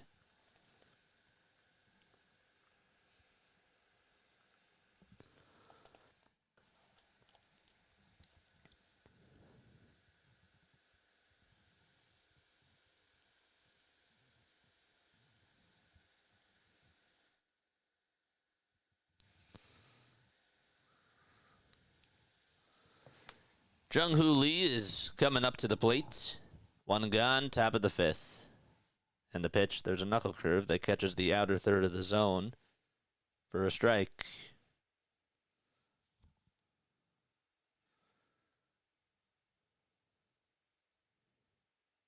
Played for the Kiwoom Heroes. 0-1, line drive, base hit, down the right field line. Castellanos will get on over to it, and Lee takes a turn. It'll go over to second base. The throw is not in time.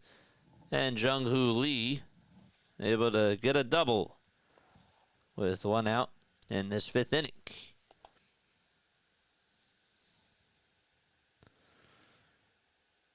Lee was also a 5-time KBO Gold Glove Award winner from 2018 to 2022. Was also a 2-time batting champion in the KBO as well, and Rookie of the Year in 2017. Jason, thanks so much for the $5 super chat, my friend. Appreciate you. Harper Knight, let's go Phillies, he says. Appreciate it, man. Excuse me. Got a runner on over at second, and Chapman is in the batter's box. And he'll tap that pitch foul.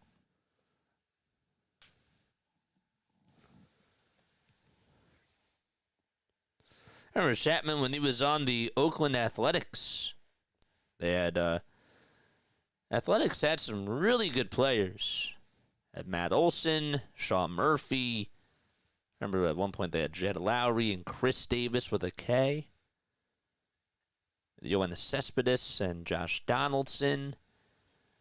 Here's the 0-1, and it's fouled away. Sean Manaea and Sonny Gray.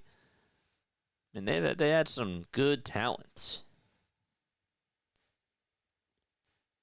Chapman was also a member of the Blue Jays as well. Made only one All-Star team back in 2019.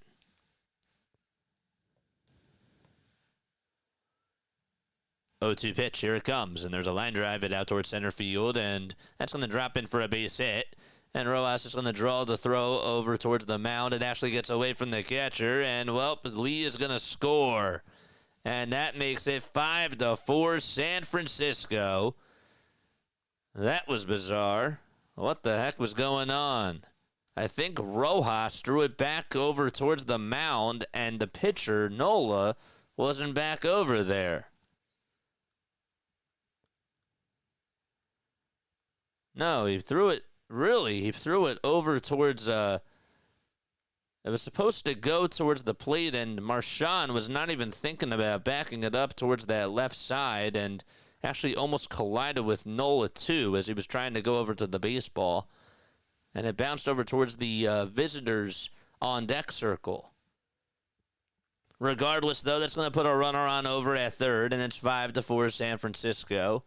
And it's a throwing error on Johan Rojas, nonetheless. And it's Elliot Ramos who's due up to the plate. Let's hit the like button, folks, and subscribe. It's a single and an E8. 0-1 to Ramos, swinging a miss.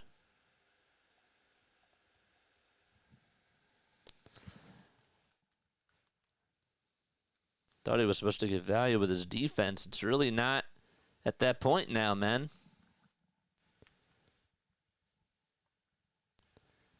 0-2. One out. The pitch. Swing and a miss.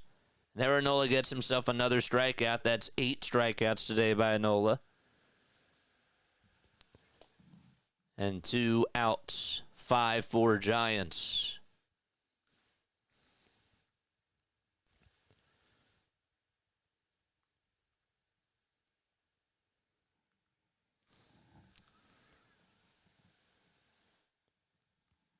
That does not count as an earned run. Oh, yes, it does, actually. To Nola. The pitch. Swung on and missed. Got 3 people tapping in on TikTok. Appreciate you all for being on here, man. Lamont Wade Jr. hitless in 2 at-bats. He struck out both times. In the 0-1, he'll tap it over towards the first base side. Harper plays it on a bounce, and he'll jog over towards the bag and get the final out of the inning. All right, Phillies will have a chance to try to tie the game up in the bottom of the 5th as they trail 5-4.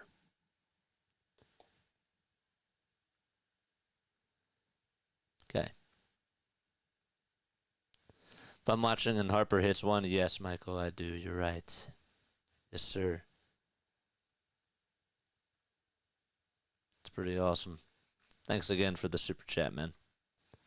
Midnight Hat was here. What's going on? What's up, dude?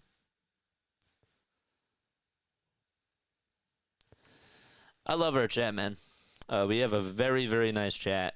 And it's cool how when we get more people on here, you know, when you guys are being nice like this, I think it's really awesome. Not saying that you're never nice, because I love my chat. But, you know, I want to continue to grow this thing. I do. It's pretty cool.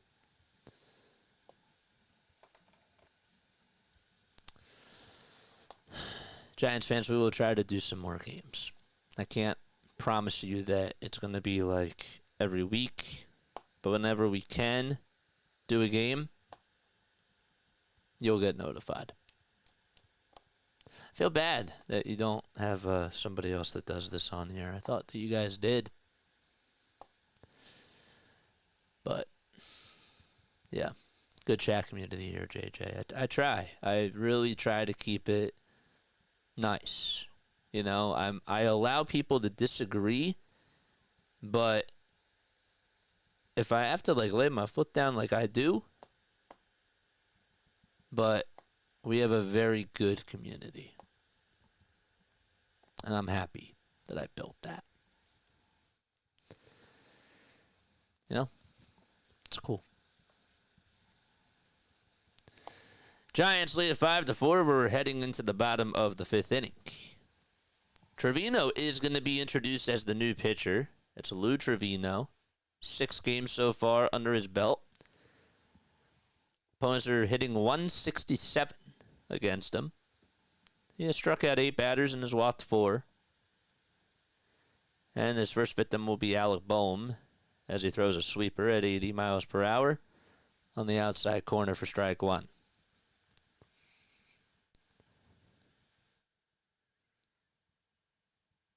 A 1 to Alec, and he fouls it off.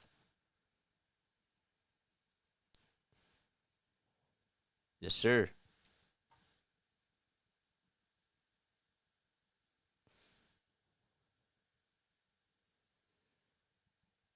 The 0-2 to Bohm, and he lays it off. It was a foot off the plate. Keep liking and keep subscribing, folks. We're just in the bottom of the 5th. Under 27 likes. Let's go. 1-2. That's way up high for ball 2. JJ calls the Eagles as well. He had a 9-hour live stream for the Super Bowl. Yeah, and I do the Sixers. Yes, sir. 2-2 pitch, and there's a ground ball. Hit over to shortstop, and Flores has it. Throws it over to first, or Adames, I should say. And the throw is in plenty of time. Dug out by the first baseman, Wade. I was thinking of Wilmer Flores, because I'm used to him playing over at shortstop every time we play against the Giants. And not Adames. No excuses, though. And it's Edmundo Sosa in the batter's box, hitting on the right side, stares at a cutter that's it wasn't a foot off the plate, but it was wide. JJ puts more effort into Sixers games than the Sixers do.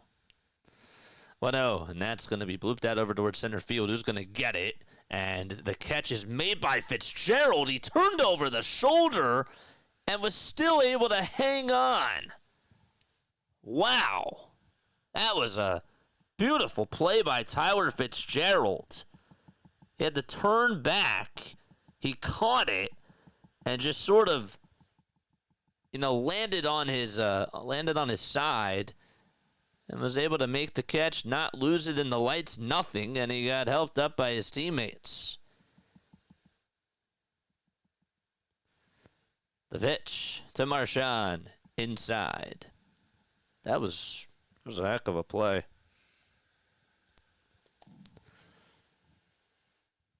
The 1-0 pitch to Marchand. He hits a chopper over towards second base. Fitzgerald has it. That time it's not a tough play, and he throws it over to first, and the inning is over. And we're going to the 6th inning, 5-4 San Fran. Okay.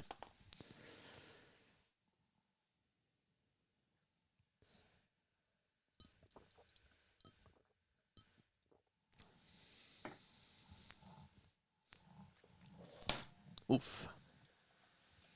Every time that happens, it scares me. Somebody said Bryce Harper might be back. We're going to the 6th. Let's take a look at some of the out-of-town scores, shall we? We'll do that right now. Yeah. So we'll look at the out-of-town scores. Let's see.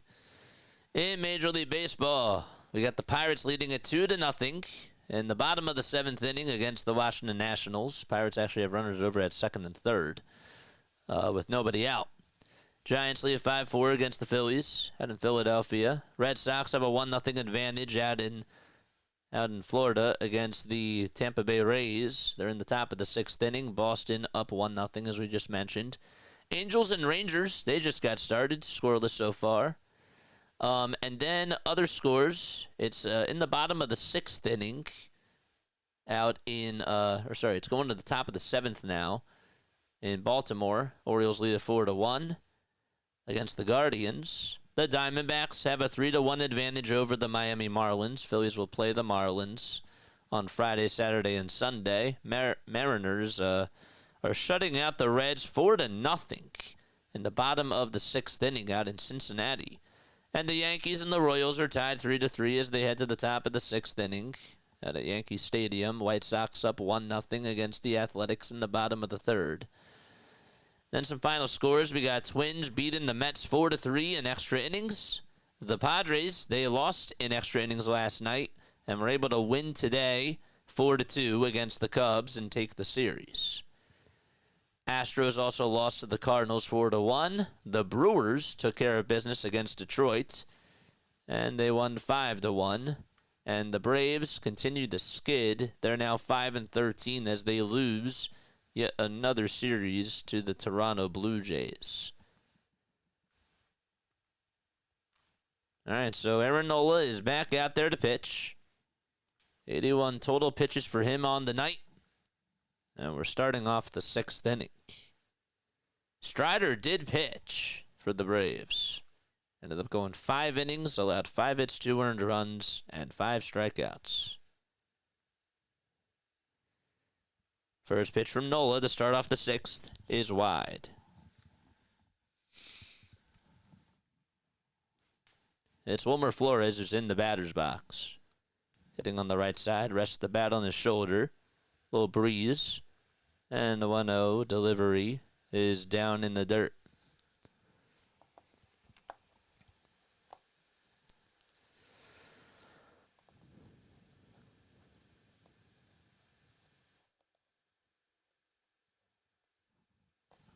Two balls, no strikes. Nola kicks, deals, and finally finds the zone. Told me 8-6 tonight. Watch. 8-6 Phils.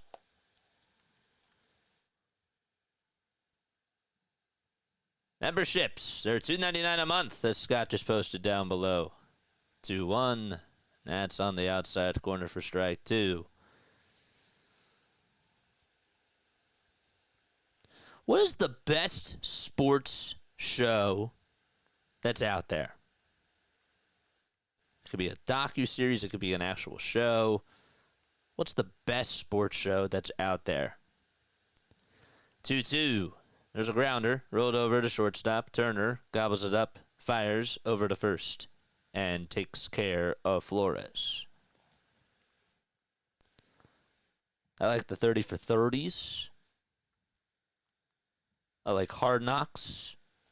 That's good. All-American. It's not a docu-series, but it still is a sports show. Larry says play-by-play with JJ. That's my favorite. Oh, shucks. Are we a show? I guess we are a show. Are we a show? Are we a show? Are we a show should be a show. That's funny. David says Hard Knocks. Scott says NASCAR. Isn't that a sport? It's called NASCAR a sport. Stuart Scott morning show when I was a kid. Stuart Scott, rest in peace.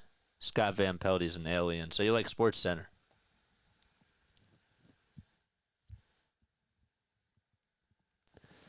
The ball is 2 strikes. Ted Lasso's a very good one. The pitch. That's up high for a ball. But not you, a different play-by-play with JJ. There's no relation. Oh, thanks, Larry. Thanks, Waldorf. Invisible. 1 ball, 2 strikes. Aaron Nola kicks and delivers. And it's high for ball 2. I think Marshawn wanted the call there, but there was no way he was going to get that. This will easily be Aaron's last inning. This is a sports show, JJ. We're a show. 2-2. That's outside for ball 3. It feels like it's 40 degrees right now at Citizens Bank Park, says John Clark. Somebody's eating ice cream. That looks good.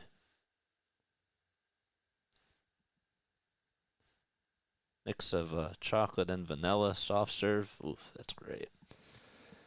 Here's the pitch, and it's inside for ball 4. And Aaron Nola, who hadn't allowed a walk since the first inning, gives up the second walk to Flores. All right, we need somebody warming up in the pen. Old School Sports Center. Yes. The pitch, and there's a ground ball, base hit back up the middle, and Flores will stop over at second base. And Fitzgerald is going to come on up. I would take a timeout right here.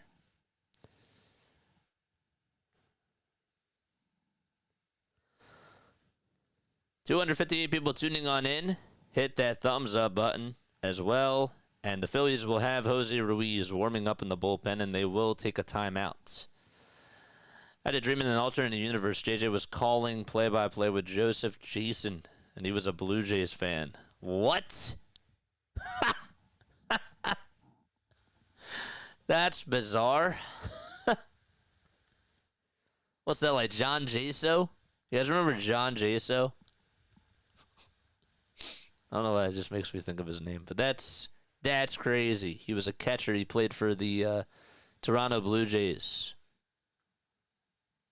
Philly, thanks so much for the sub. Appreciate you, man. 1 out, 2 runners on. Yastrzemski in the box, and he takes the first pitch for strike 1. Aaron Nola ahead. That is an alternate universe. It's back to the dream bar, right, Jane? Back to the dream bar we go. The ball is 1 strike. Bailey's on at second. And we have a runner on over at first as well. The pitch, and that's taken outside for a ball.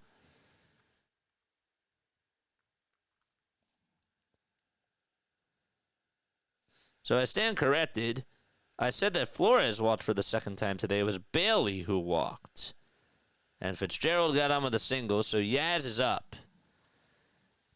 And time is granted to Yaz.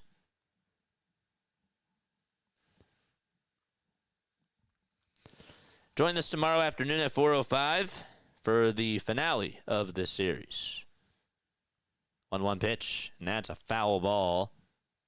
And they were going to do a double steal, but they have to go back to first and second. Yeah, I spoiled that. I've always wondered, if I'm a base runner and I'm ready to get a jump and the batter fouls it, I'd be so mad. Like, come on, dude. I just had that base stolen. Just had to foul that off. 1-2. That's high and away for ball 2.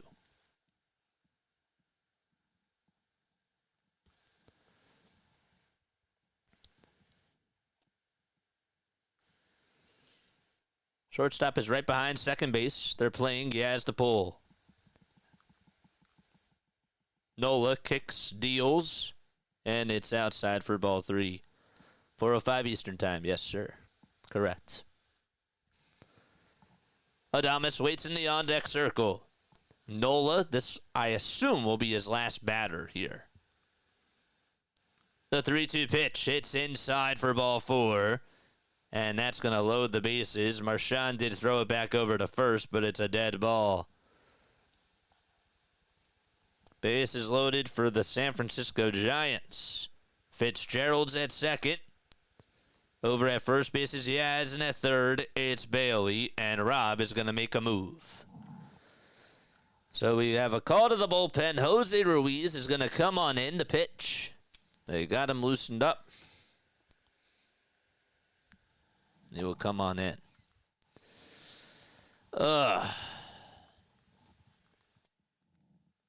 As soon as we come on into this inning, I'm sorry, there has to be somebody warming up in the bullpen. There has to be. Do you agree or disagree? 90 pitches or 88 pitches, somebody has to be warming up in the bullpen. There just has to be somebody warming up.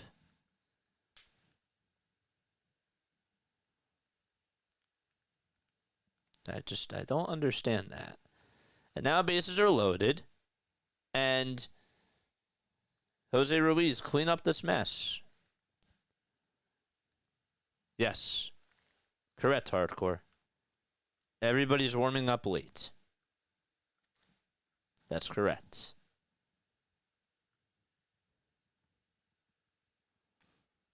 $208 people on your watch. My name is Jason Joseph. This is Play by Play with JJ. Make sure you hit the thumbs up button and subscribe.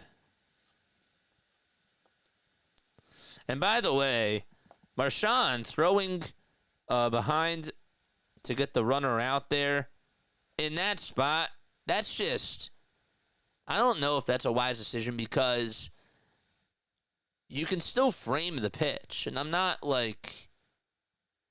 saying that he would have gotten the strikeout, but with the umpire still behind the plate, make them fooled. Try to fool them. He could have done that actually there, and it would have been closer to a strike 3 call. I'm just saying. I don't mean to try to get nitpicky, but don't worry about the runner on over at first. Focus on the batter. Adames is up, and the first pitch, check swing. He went around. Jose Ruiz is in the ball game. 0-1. That's in the dirt. And it's also outside, too.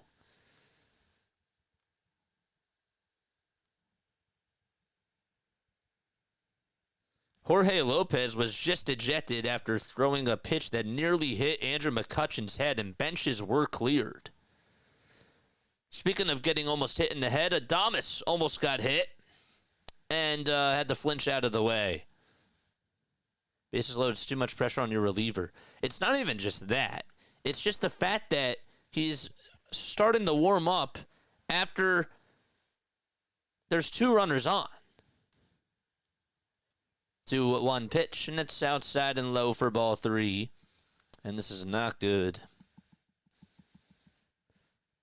Tyler Hero is shooting 8 for 8 from the field. It's crazy. He's made all 8 of his shots. 3-1 pitch, and that's fouled away. Wow, he got a fastball right down the middle and just could not catch up to it.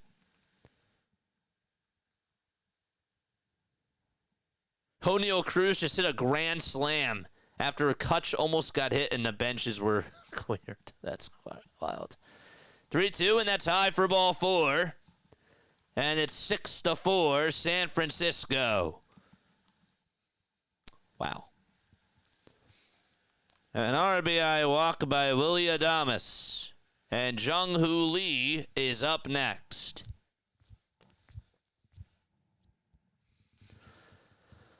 Oh, boy. We got 300 people on here watching. Here's Jung-Hoo Lee in the batter's box. White batting gloves. And he holds the bat in the pitch, and there's a fly ball hit over to left field. Schwarber will make the catch, tagging up from third. And coming on in to score is Fitzgerald, and it's 7-4. Everybody moves up a bag. It's an RBI sac fly by Jung-Hoo Lee.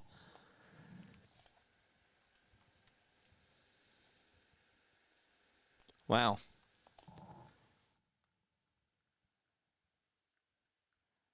And that was right to test the arm of that there. And Bohm had every right to cut that off, too.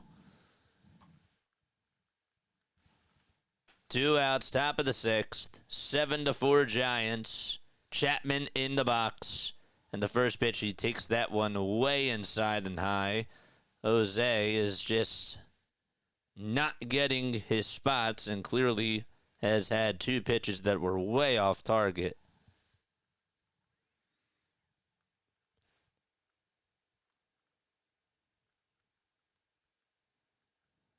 One 0, and there's a fly ball hit over towards right center field. Rojas gets under it, makes the grab, and squeezes it for out number 3. The Giants, they do some damage. They add on 2 more runs. And we're going to the bottom of the 6th. It's 7-4, San Fran.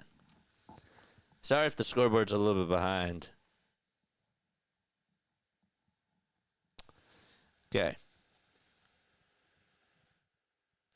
There's a line out to center.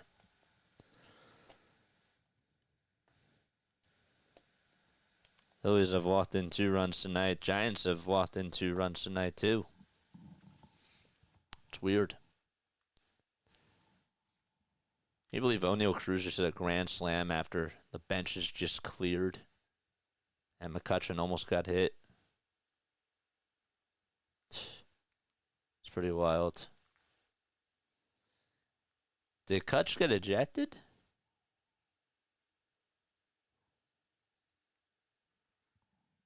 I asked because somebody came on in for him.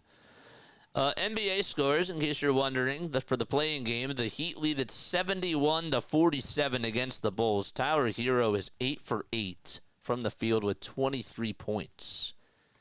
Just absolutely wild. And Dallas plays the Kings tonight.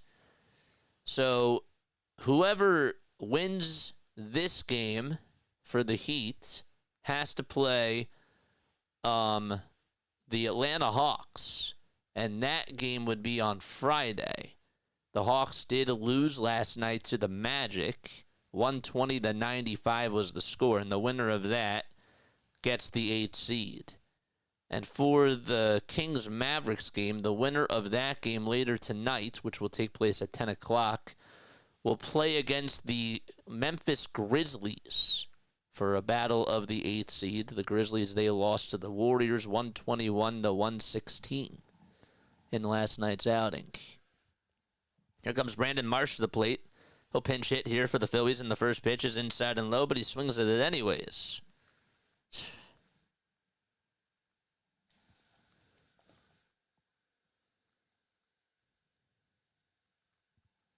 0-1 pitch. Check swing. Did he go? And they say no. Are we doing the Celtics Magic game on Sunday?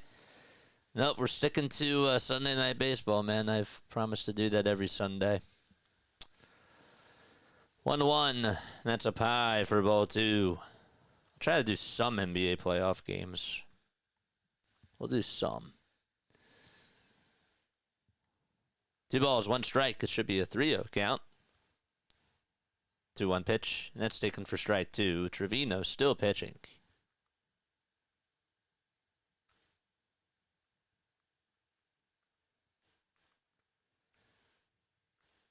The 2-2 to Marsh. Here it comes, and he spoils it.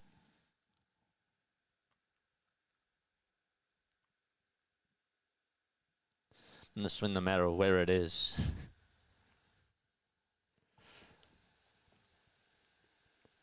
2 balls, 2 strikes.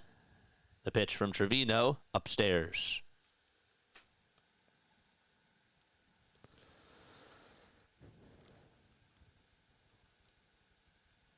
Do I do hockey ever? I call Villanova ice hockey games. I did that in person this year. The pitch, swing and a miss, and Brandon Marsh strikes out. And there's 1 away. But hockey on a monitor is really hard. If I'm going to do it,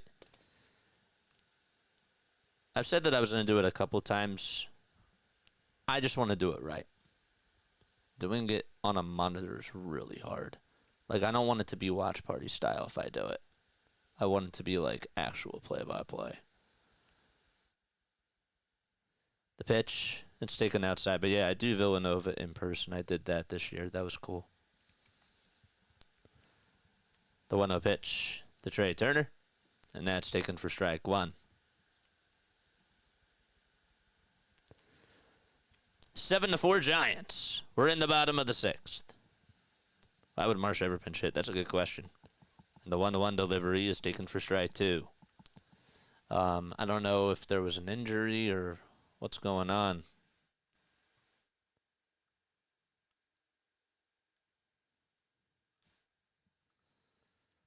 The pitch to Trey Turner is down for a ball. Marsh now hitless in his last 30 at-bats. Pitch to Trey, and it's called strike 3. It's a drop strike 3. The throw over to first, though, is going to go. It was knocked down by Wade, and he deflected it, but Turner is aboard.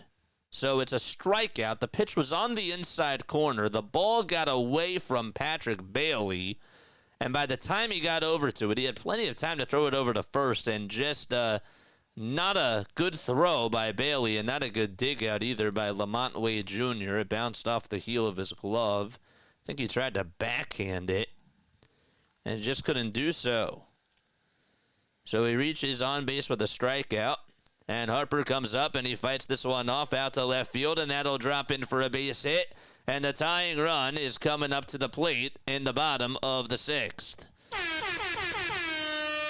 Okay. So Turner strikes out, and he's aboard over at first, and Harper gets on with a single. He has gotten on base all 4 times today. And here comes Kyle Schwarber. Let's go. A golden opportunity here for the Phillies, and the Giants will call for time. Charge!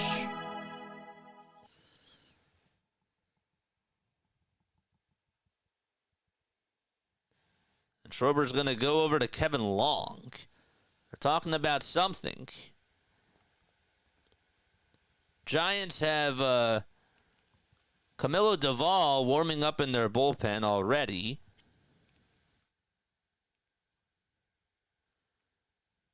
In case this gets pretty dicey. JP Martinez, the pitching coach, is out there to talk things over with Trevino.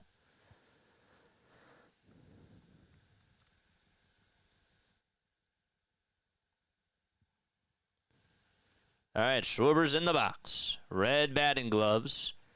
First pitch to Kyle. It's way inside. And the count is 1-0. That drop strike 3 was critical for Patrick Bailey. 1-0 pitch to Kyle Schwarber, and he takes it all the way low.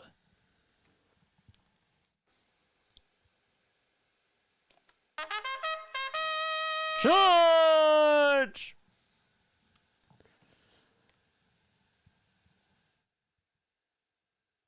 Time called by Schwarber.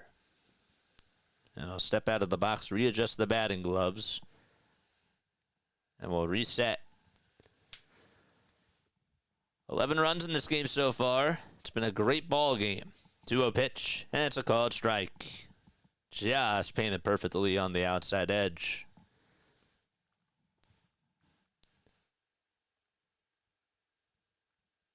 The 32-year-old Schwarber in the batter's box. And the 2-1, and there's a fly ball hit out towards right center field. And on the run is Yaz, and the catch is made by Lee. And tagging up from second, heading over to third base is Trey Turner. Schwarber got underneath that fastball, and Lee did a good job at communicating with Yastrzemski, and he caught it. And so there's runners on at the corners. And Castellanos has a chance to do some damage. Thought maybe they were going to collide out there. Good job tracking that baseball from the camera operators at NBC Sports. Phillies could use a hit here. The pitch to Castellanos, strike one. He takes it at 94.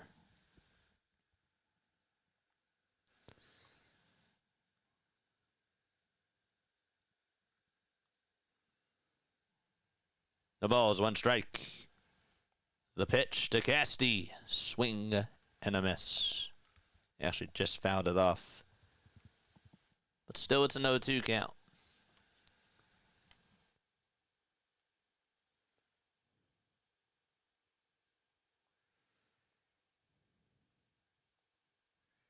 O2 pitch to Castellanos. There's a ground ball. Hit over to shortstop. They'll throw the second in plenty of time. And the inning is over. So, the Phillies strand runners at the corners, and we're going to the 7th inning. It's 7-4 San Francisco. Be right back. Don't go anywhere.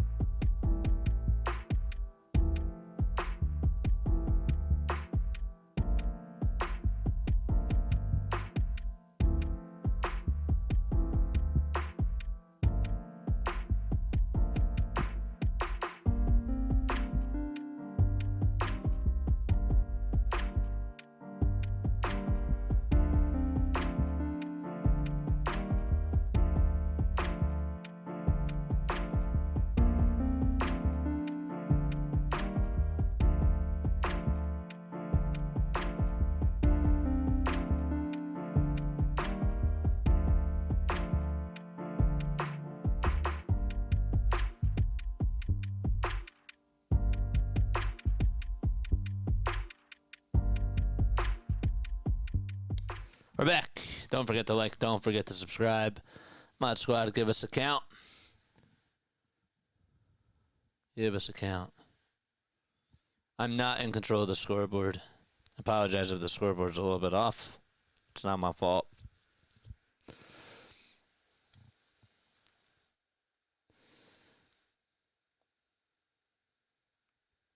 On the top of the 7th, Joe Ross is going to pitch against Elliot Ramos, and the pitch that he throws is fouled back towards the screen.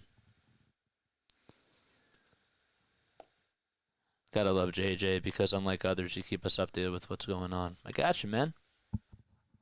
I appreciate you.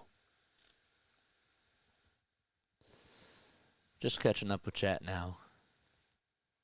0-1 pitch. There's a ground ball down the first base line. It's fair. Casty will get over to it. And Ramos able to get aboard again. It's his second time tonight.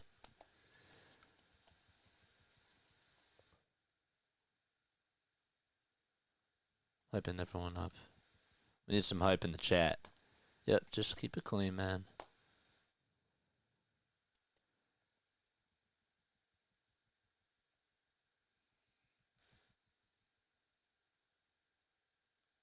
Does some app set the score? Who? Yes. It's called sportsscoresbot.com. They're really good. They're open to the public. And they're good for streamers like me because they make our tickers, they make our scoreboards, and it's really awesome. The pitch. And there's a strike called.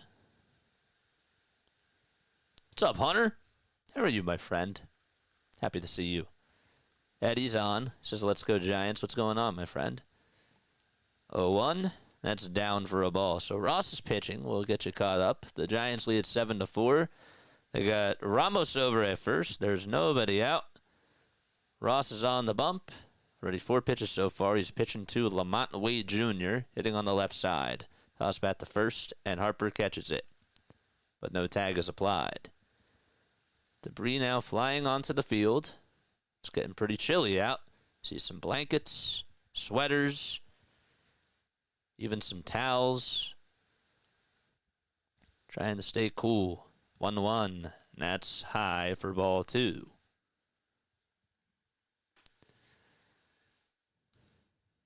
The Giants have put up 7 runs. The Phillies have put up 4. 4 of the Giants' 7 runs came in the top of the first.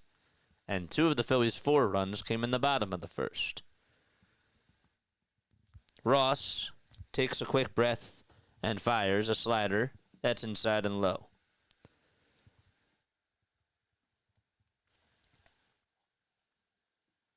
Got to find that strike zone. The 3-1 pitch on the way. Foul ball.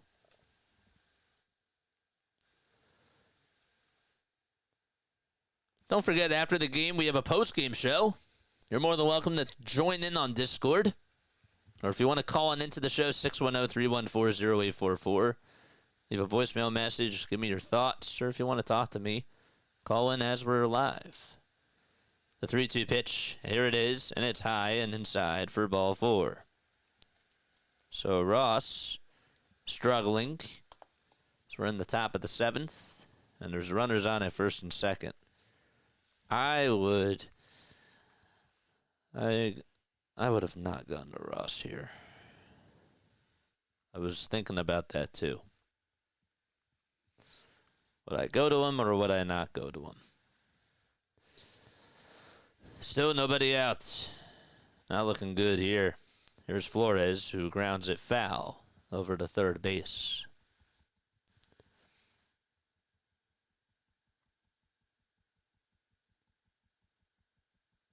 What's up, GM? Flores 0 for 2 with a walk. It was an RBI walk. 0-1 swung on and missed.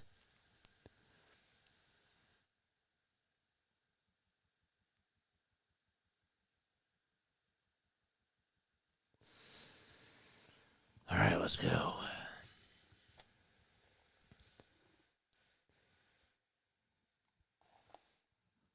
There's the 0-2 delivery, and there's a line drive hit out to center field. It'll drop in for a single. Marsh takes a tumble, and rounding third and coming in to score is Ramos. And that makes it 8-4. Man, Marsh just could not get his feet planted as he fielded that ground ball. That would have been bases loaded, and yet there's another run. Nothing going their way. He tumbled as soon as he got over to it. The ball almost got by him. It took a weird bounce. I don't think he judged it correctly. And Marsh was complaining to something. He said, yeah, this wind is picking up. No excuse. It's just going to be ruled as an RBI single. but that's a mistake for sure. Runners on at the corners. It's 8-4 Giants. And Ross kicks and deals. And it's inside.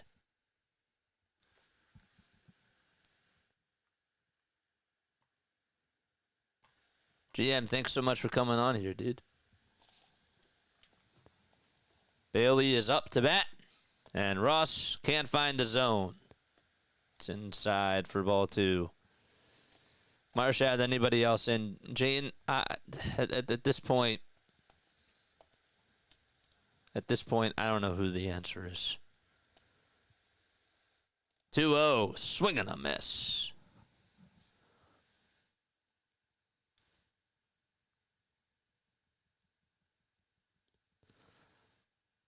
When he pitched against the Giants on Monday, Ross did go 1 inning.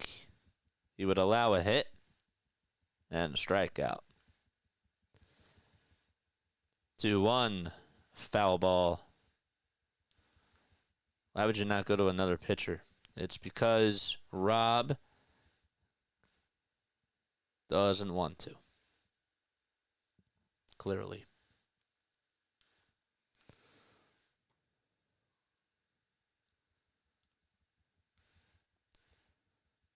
The 2-2 on the way. Swing and a miss. And Ross does get a strikeout. Throws a curveball.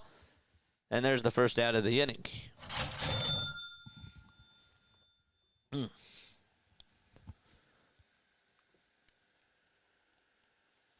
Now bring up Tyler Fitzgerald.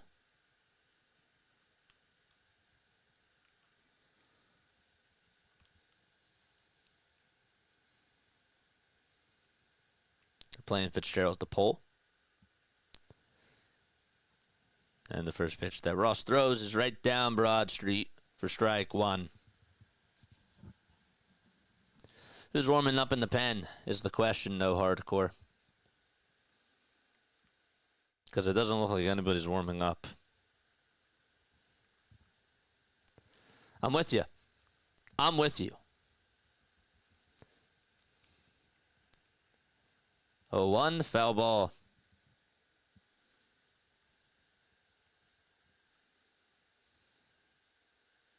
Set off the mask of Marchand.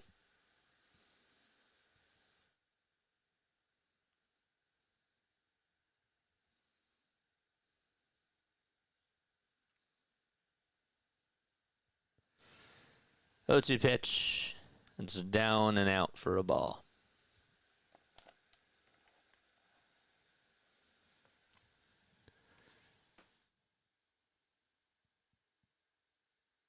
Ross has a 5.40 ERA this year. This Giants team as a whole, 8 for 32 against Joe Ross. Flores 4 for 18. And Fitzgerald, who's in the box, 0 for 1. 1-2 pitch. That's in the dirt for a ball.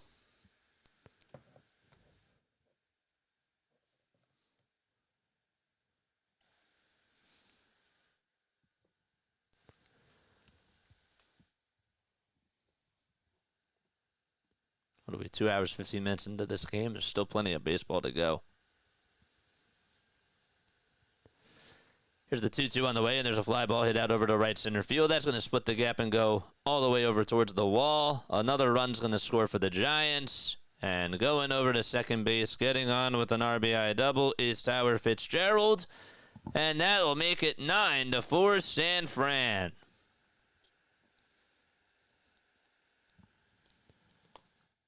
Went fastball there, and Fitzgerald was able to hit it right on into right center field gap area.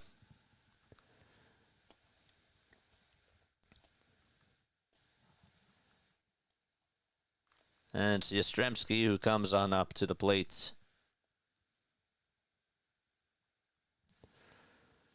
So we're going back to the top of the order. And the pitch to Yaz, there's a line drive hit out to left center field, and that's going to drop in for a base hit. And the Giants are going to get 2 more runs. Marsh also bobbled it. And so heading on over to second base is Yastrzemski. And the Giants' offense explodes. And it's Willie Adames coming on up to the plate.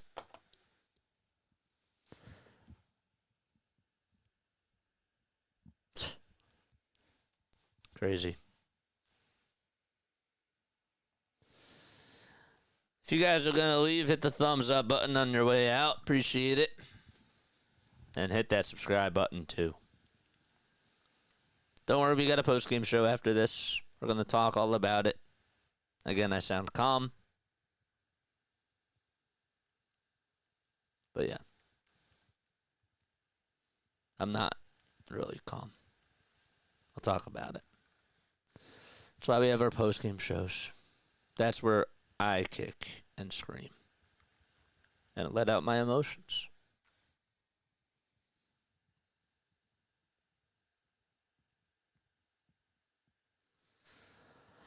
Oh boy.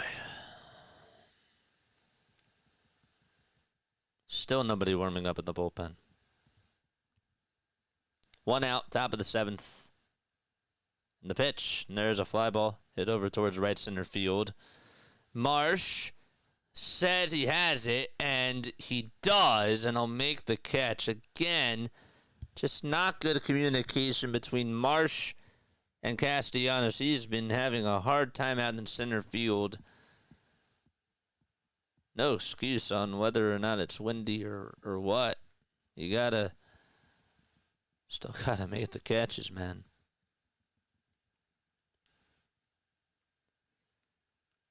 Two gone here, and a runner on at third base, and it's Jung-Hoo Lee who's coming up. The pitch, strike one. It's at the knees.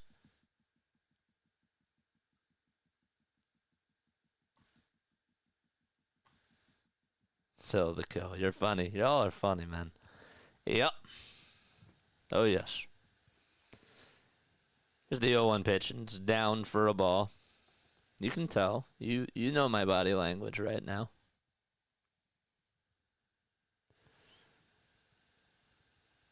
Y'all can see it. We all see it.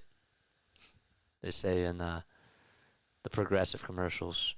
Here's the 1-1, and there's a fly ball hit over to left center field. Marsh does track it down, and the catch is made. And Lee is retired. The Giants send 8 men up to the plate for the 3rd time today. And so we're going to the bottom of the 7th. It's 11-4 San Francisco. It's time for Phillies Trivia. I'm going to ask you a Phillies Trivia question. If you get it right, you will hear this. If you get it wrong, you will hear this. All right, which Phillies player holds the record for striking out the most times in a single World Series is my question to you. Okay? Which Phillies player holds the record for striking out the most times in a single World Series? Okay? Let us know in the chat. Dombrowski's number 1. Keep it clean. Howard.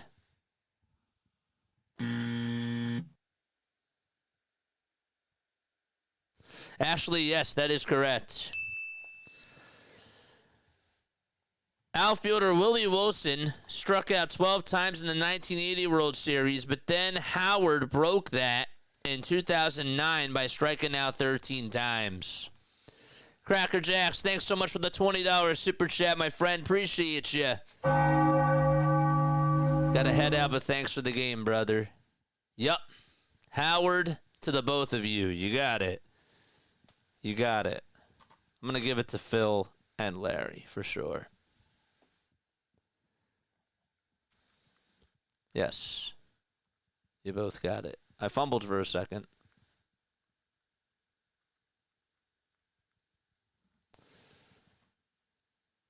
But yes. Appreciate you, man. Shout out to Cracker Jacks.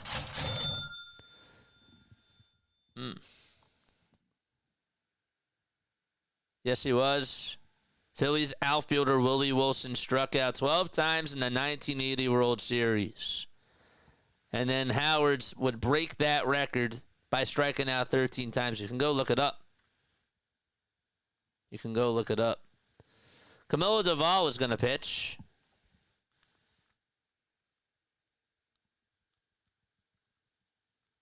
Look it up. We're in the bottom of the 7th in the pitch to JT, and there's a foul ball.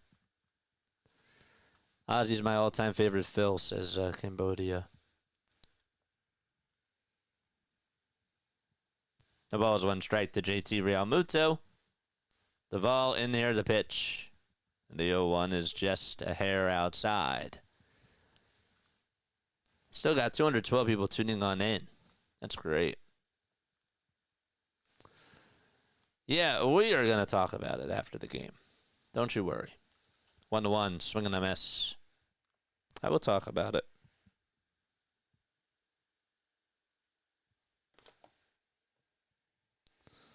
Willie Wilson. All right, I'm not going to argue.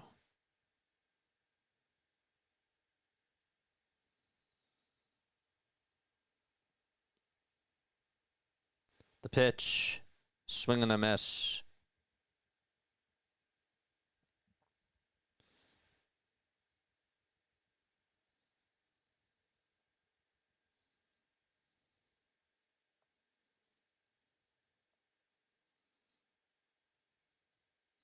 You're right. They worded it wrong.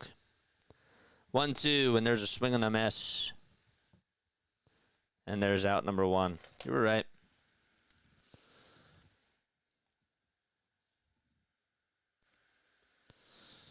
You were right. They worded it wrong.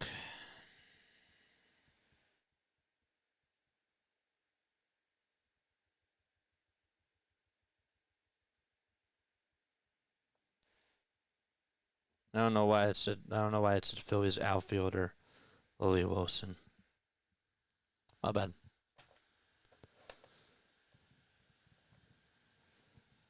One ball, no strikes. Bohm is up to bat. And the pitch. And strike 1. Please get FaceTime for postgame. I can't do that. I can't do it. I can't do that. I don't give my personal phone number. I do a hotline. That's how it works. The pitch. And there's a strike called.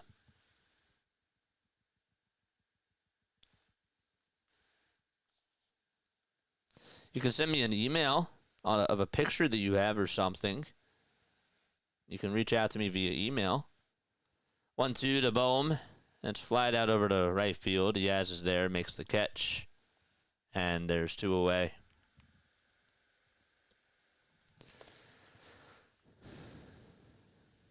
Yeah, Larry, I apologize.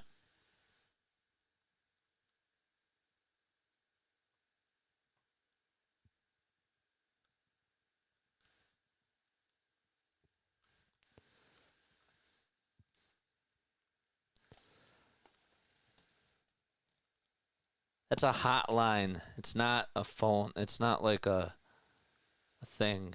It's a hotline. The pitch. It's taken for a ball.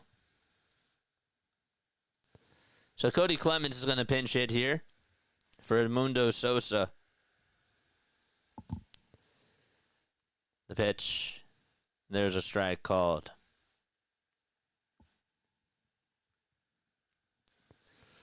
Don't forget to like. Don't forget to subscribe, folks.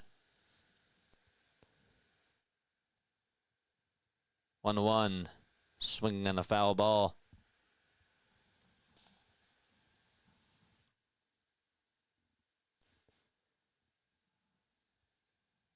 Phillies will wrap up the series tomorrow afternoon at 4:05. Pitchers for tomorrow, it'll be Jordan Hicks for the Giants and Christopher Sanchez for the Phillies. 1-2, and it's outside.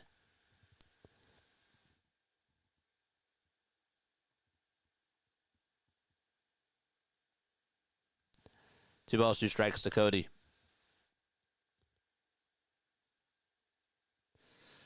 Pitch to Clemens, and there's a line drive hit out towards center field, and the run is Lee, and he is able to make the catch. That was a pretty solid swing by Cody, and out number 3 is made as we go to the 8th inning. I will be right back. I'm going to take a very quick step off. Don't go anywhere. Stay tuned, and hit the thumbs up button, and subscribe to the channel if you have not done so already. All right? Be right back.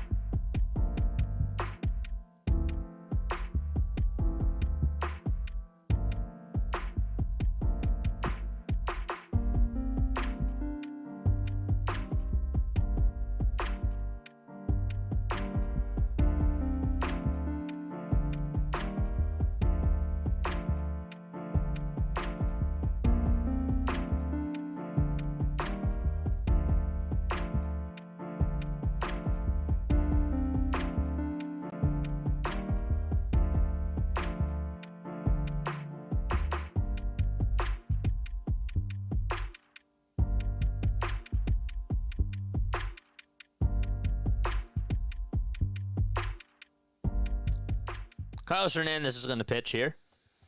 This will be his 5th game that he has been utilized for.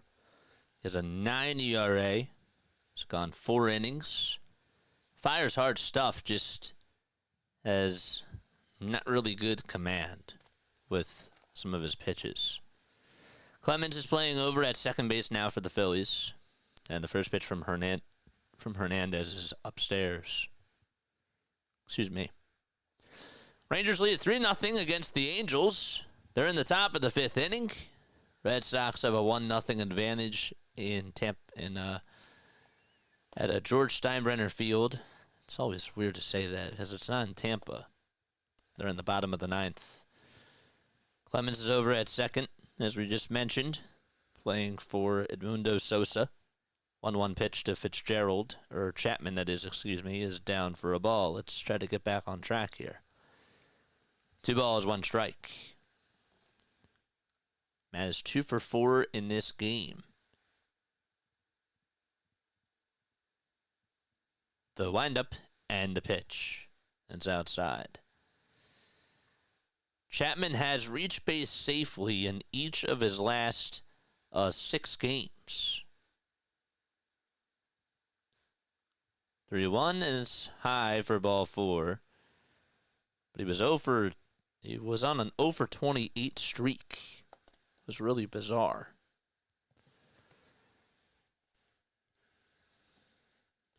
So he takes ball 4. And by the way, the Giants have allowed 5 walks, and they have walked 7 times at the plate. The pitch, here it comes. There's a fly ball hit over towards center field. Marsh does track it down and catches it right towards the warning track for the first out.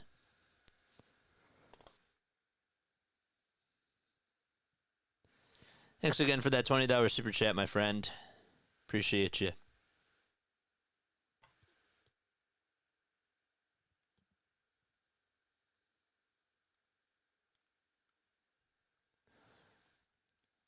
The pitch from Hernandez. It's a foot above the zone.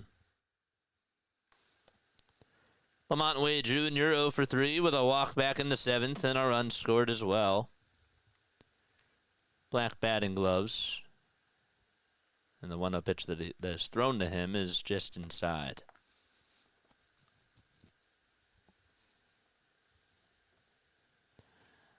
There's not a lot of fans left right now. I mean, there still is a crowd, for sure. But you can see more empty seats right behind the plate. 2-1. That's swung on and missed.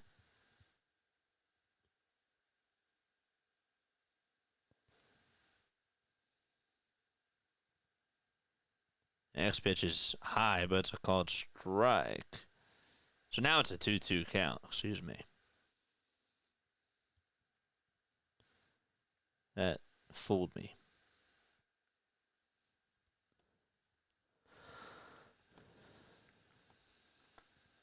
The next pitch fouled away.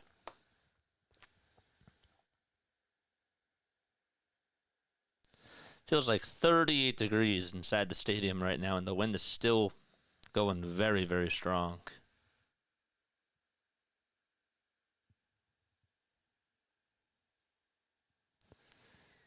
Next pitch, that is down for ball 3.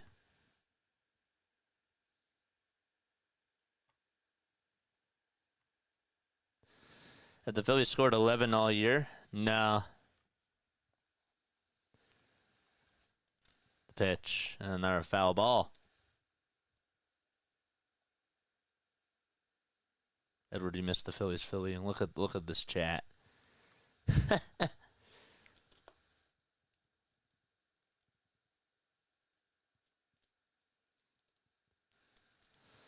Hernandez will get set at the belt again. And he delivers from the stretch, and it's just up high for ball 4. And so there's runners on over at first and second base.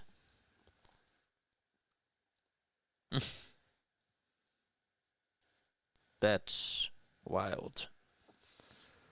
Again, his command is just, when I'm watching him throw, they're just not hitting it spots. Like Marchand wanted to set up down and in, and this pitch right here is in the dirt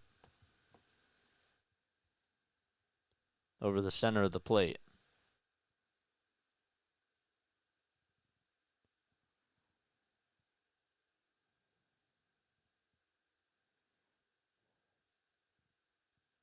The next pitch, and it's way up high for ball 2.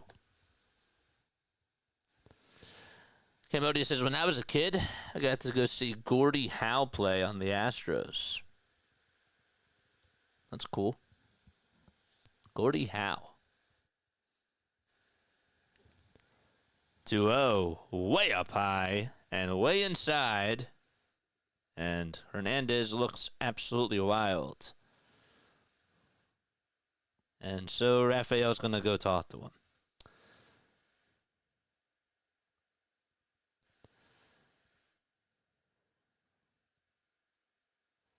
I was looking to see which team had the most walks, and according to StatMuse, the Washington Senators have the most walks by a team in a game. They had 19 bases on balls against, at the time, the Cleveland Indians. That was on September 14th of 1971. The pitch. And it's 3 balls, 1 strike.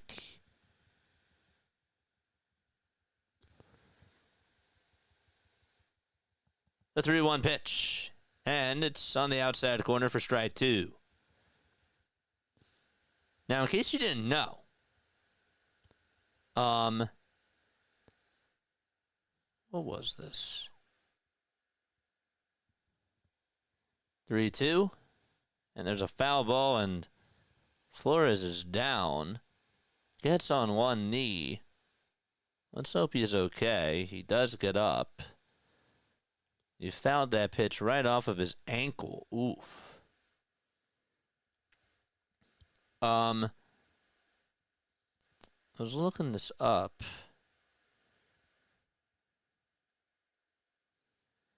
There was a time where a player did go 7 for 7.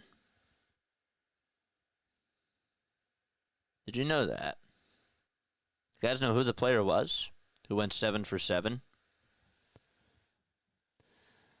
3-2. It's popped up. Hit that over towards the first base side. Harper gives it a look, and it goes out of play. Anybody know which player actually did go 7 for 7?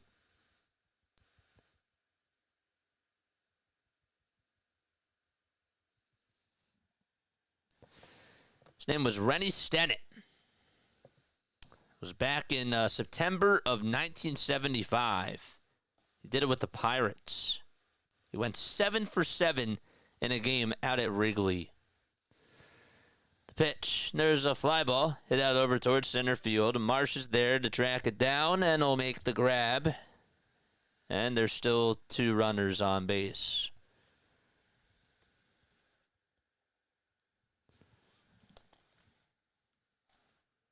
Rennie Stennett. Yes, that's correct.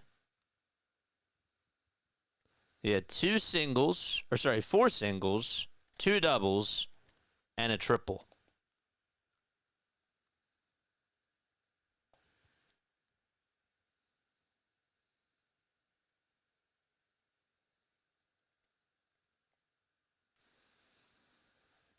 Now, Wilbert Robinson did actually have 7 hits in a game back in 1892 for the Baltimore Orioles.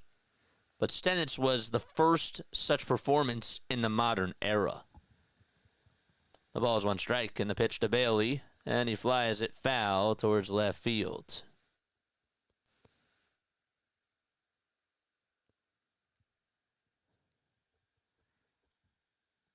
Marsh is dreaming of just going 1 for 7. That part I don't know, Larry.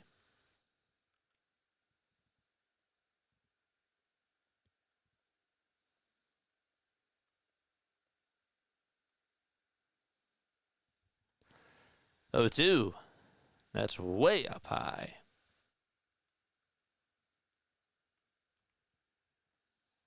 I think Adrian Gonzalez, didn't he go 6 for 6? Trying to remember. 1-2 pitch on the way. Swing and a miss. And there's a strikeout as we end the 8th inning. So we're going to the bottom of the 8th. Okay. No runs, 2 men left. Bottom of the 8th coming on up. Didn't Agon go 6 for 6 in a game? Adrian Gonzalez. Fitzy, what's going on? How are you doing? What's good? Is Fitzy here? Is there a redirect? Hold up.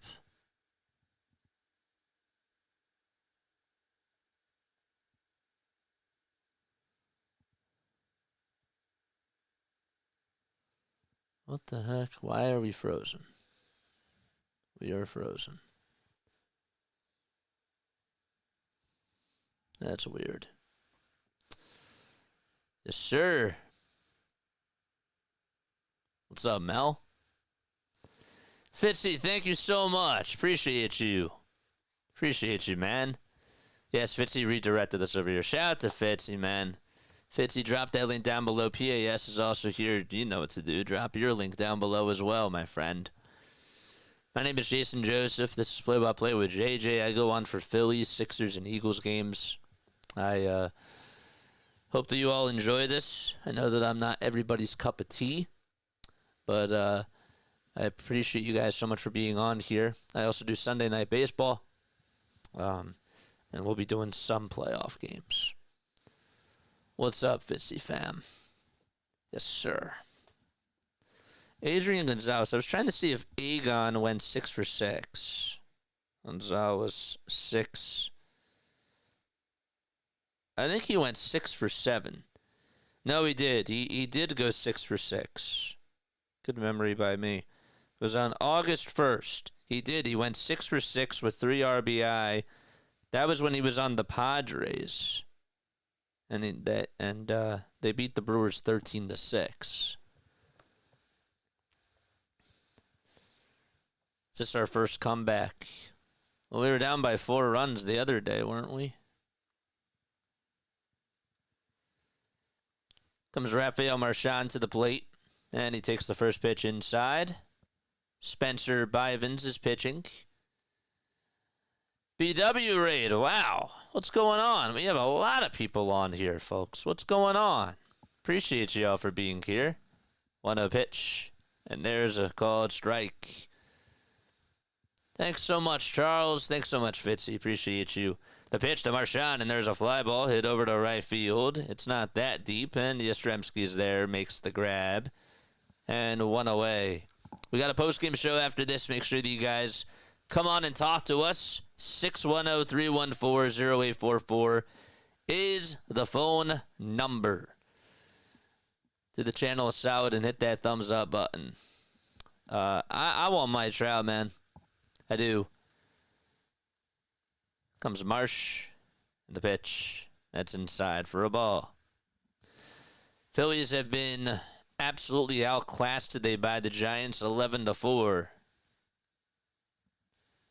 Pitch to Marsh, foul ball. The Giants put up 4 runs in the top of the first. The Phillies put up 2 runs in the bottom of the first. And really, the 5th, the 6th, and the 7th inning, the Giants put up 7 combined runs. The Phillies have not been able to respond. 1-1 pitch to Marsh, and he flies this one out over to left center field. And Lee is there to make the catch in front of the Giant sign for the second out of the inning. 2 up, 2 down. Now it's up to Trey Turner. Oh, boy. It's going to be a long post-game show. Thanks again, Fitzy. Thanks again, BW. I really appreciate this from both of y'all. The pitch to Trey, and it's down for a ball. Shantae, what's going on? You guys won 9-1, I see. You guys had a good day offensively and pitching-wise. The pitch, and there's a 1-ball, 1-strike count. 2 out, space is empty, and Turner takes the changeup in the dirt.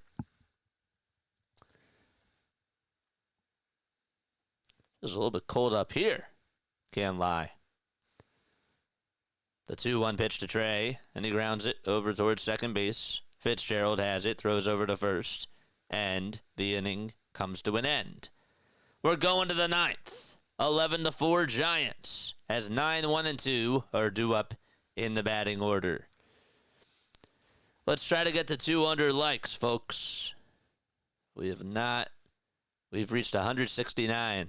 We're pretty close. Trout would have moved the needle for this team at the deadline, says Larry. I don't know. I think that this is just me personally. I don't see, like, I'm going to zoom out for a second, and I'm going to say this, okay?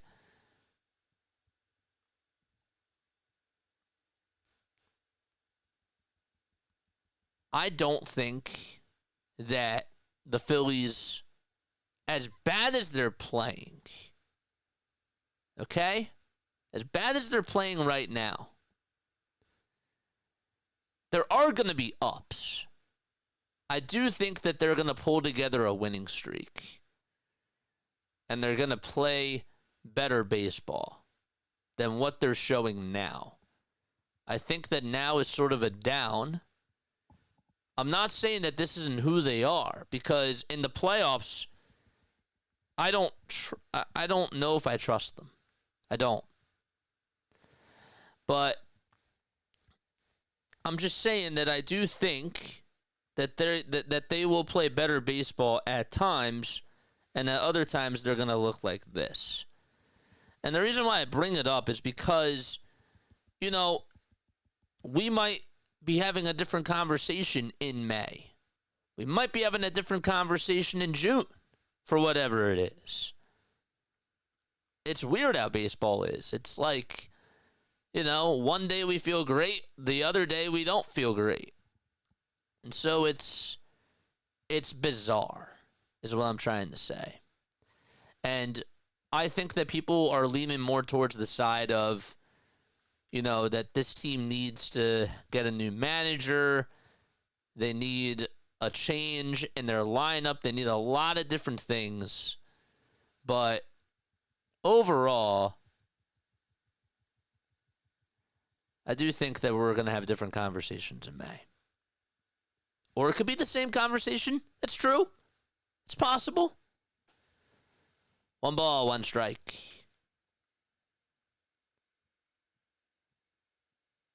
One ball, 1 strike. The pitch. There's a foul ball.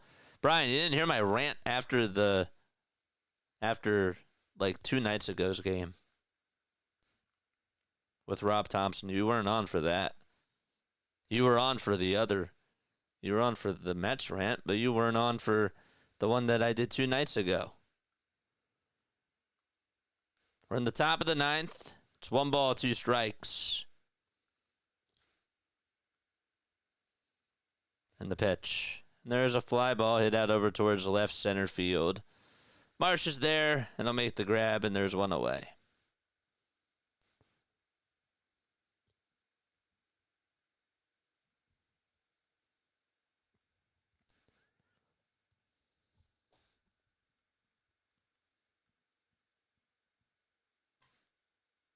What ran after the Mets game? In the playoffs. The playoffs last year. Yeah. They're still letting Hernandez pitch. If that's not waving the white flag, I don't know what is. Here comes Yaz as he takes a pitch that's inside for a ball. Cal Raleigh just homered on both sides of the plate for the Mariners. But yeah, Brian, did you hear my rant like 2 nights ago? I went off on this team. I went off on Rob. I'm not naturally a yeller. Okay? Like, you have to understand. Like, I'm not Broads. I'm not DJ. You know, like, I have my own style. So I'm not like essentially like a loud person. But when I do get loud, I usually am pretty fired up. 3-0 pitch, and there's a strike called.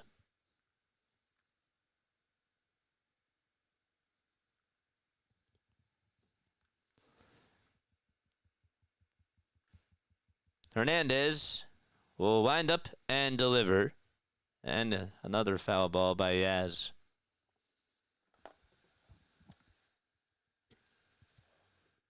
Some people are just naturally loud. That's not me.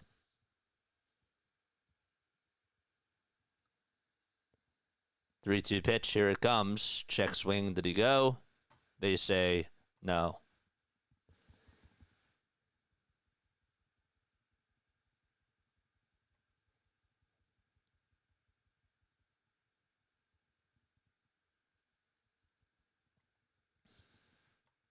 Yes, JJ, but you call the owner and get his you know what out of there.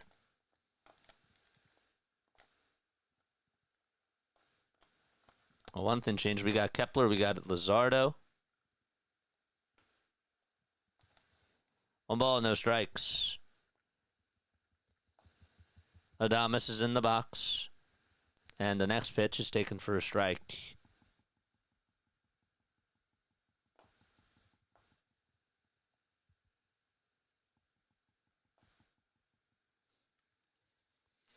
Yeah, I'll take Kepler over Austin Hayes.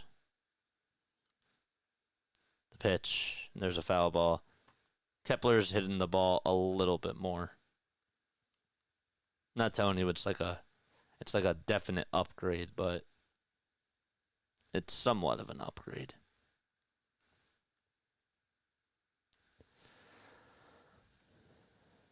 The 1-2 delivery. There's a fly ball hit over towards center field. It's carrying, and Marsh will be right in front of the warning track, and he'll catch it for the second out.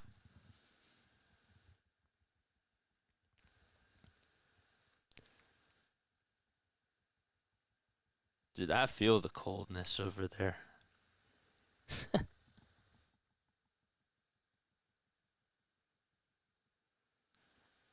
I agree with you, Hardcore. I agree.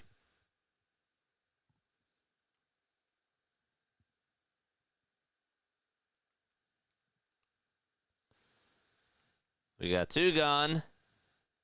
And Lee is up. And he smashes this one over towards the right side. Second baseman Clemens has it. Throws it over to first. We're going to the bottom of the 9th. It's 11-4 Giants. Okay. All right. Bottom of the 9th. Okay. Then we got a postgame show. Please call on it. I will seriously give you my thoughts. Okay? Tonight, I'll be honest with you, I'm not going to kick and scream tonight. Because I'm just disappointed. Okay? I'm just disappointed tonight. That's how I naturally feel. I'm disappointed. And a little bit speechless.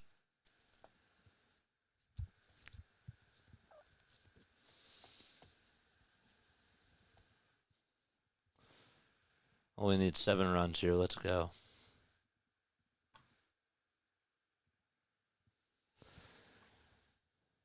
Well, we still got 196 people tuning on in.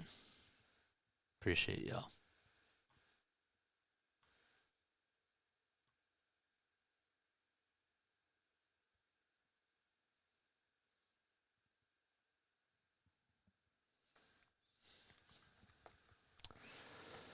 Don't forget to like and don't forget to subscribe to the channel, folks. We appreciate each and every one of you for being on here.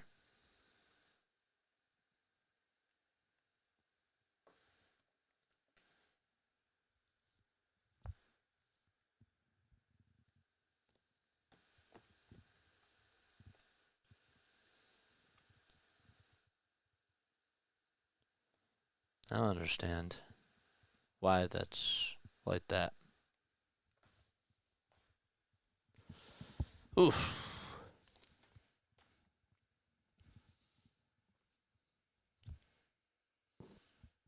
Harper will lead off the inning.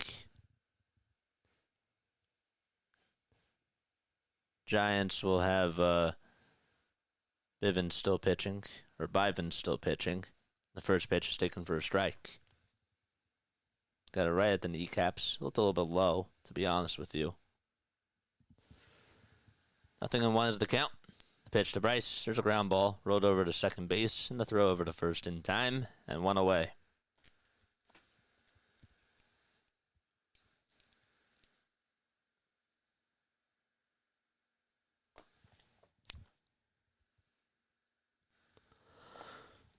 Come on for the postgame show. Come talk to me. Rant, yell, cry, do it all. 610-314-0844. I want to hear what your thoughts are. Pitch to Schwarber. That's a called strike. It's a cutter at 89. Kyle 1 for 3 with a walk and a single. And he takes the next pitch. That looked a little bit low too, but it's called strike 2. Not getting the calls right now. Bivens is like, let's get on out of here. It's cold. I want to go home. Just kidding. The 0-2 to Schwarber, swing and a miss. And 2 up, 2 down already in the bottom of the 9th. Phillies have not gotten a hit since the 6th inning.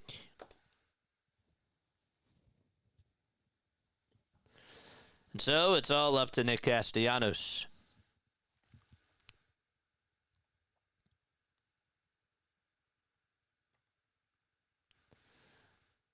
All right, I hear you, Brian. I hear you, man.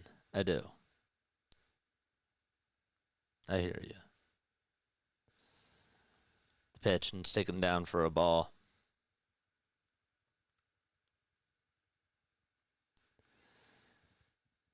One up pitch. It's down for ball 2.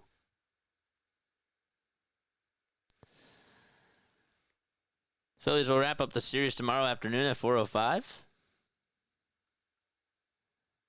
And we'll try to even up the series. 2-0. There's a pitch that's outside for ball 3.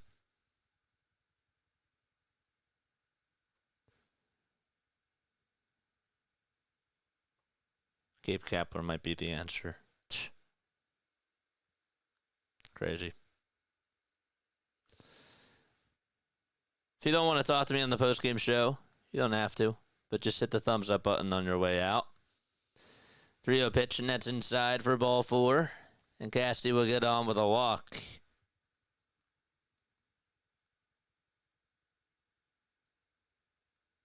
You're funny, hardcore.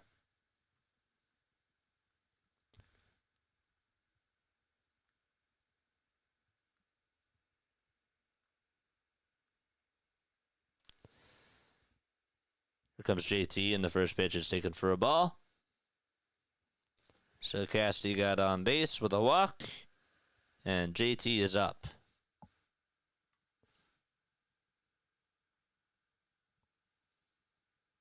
Okay. Copy event link. This is the link if you guys want to come on and talk to me during the postgame show. It's right here. 1-1 pitch. A foul ball. 1-0 pitch was a foul ball, excuse me.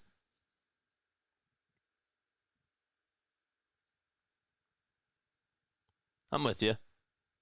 I'm with you, Elaine.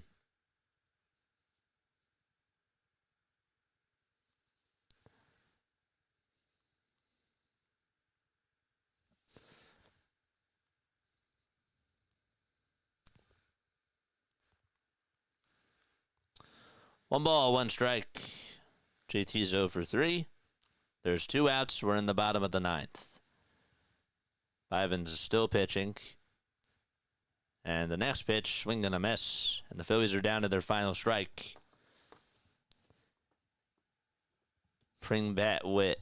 Bring back wit. That's what we're doing now. 1-2. That's outside.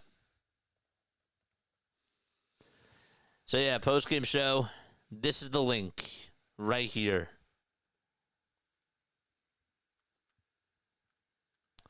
The 2-2 to JT. Takes it down for ball 3. And that'll make the count full.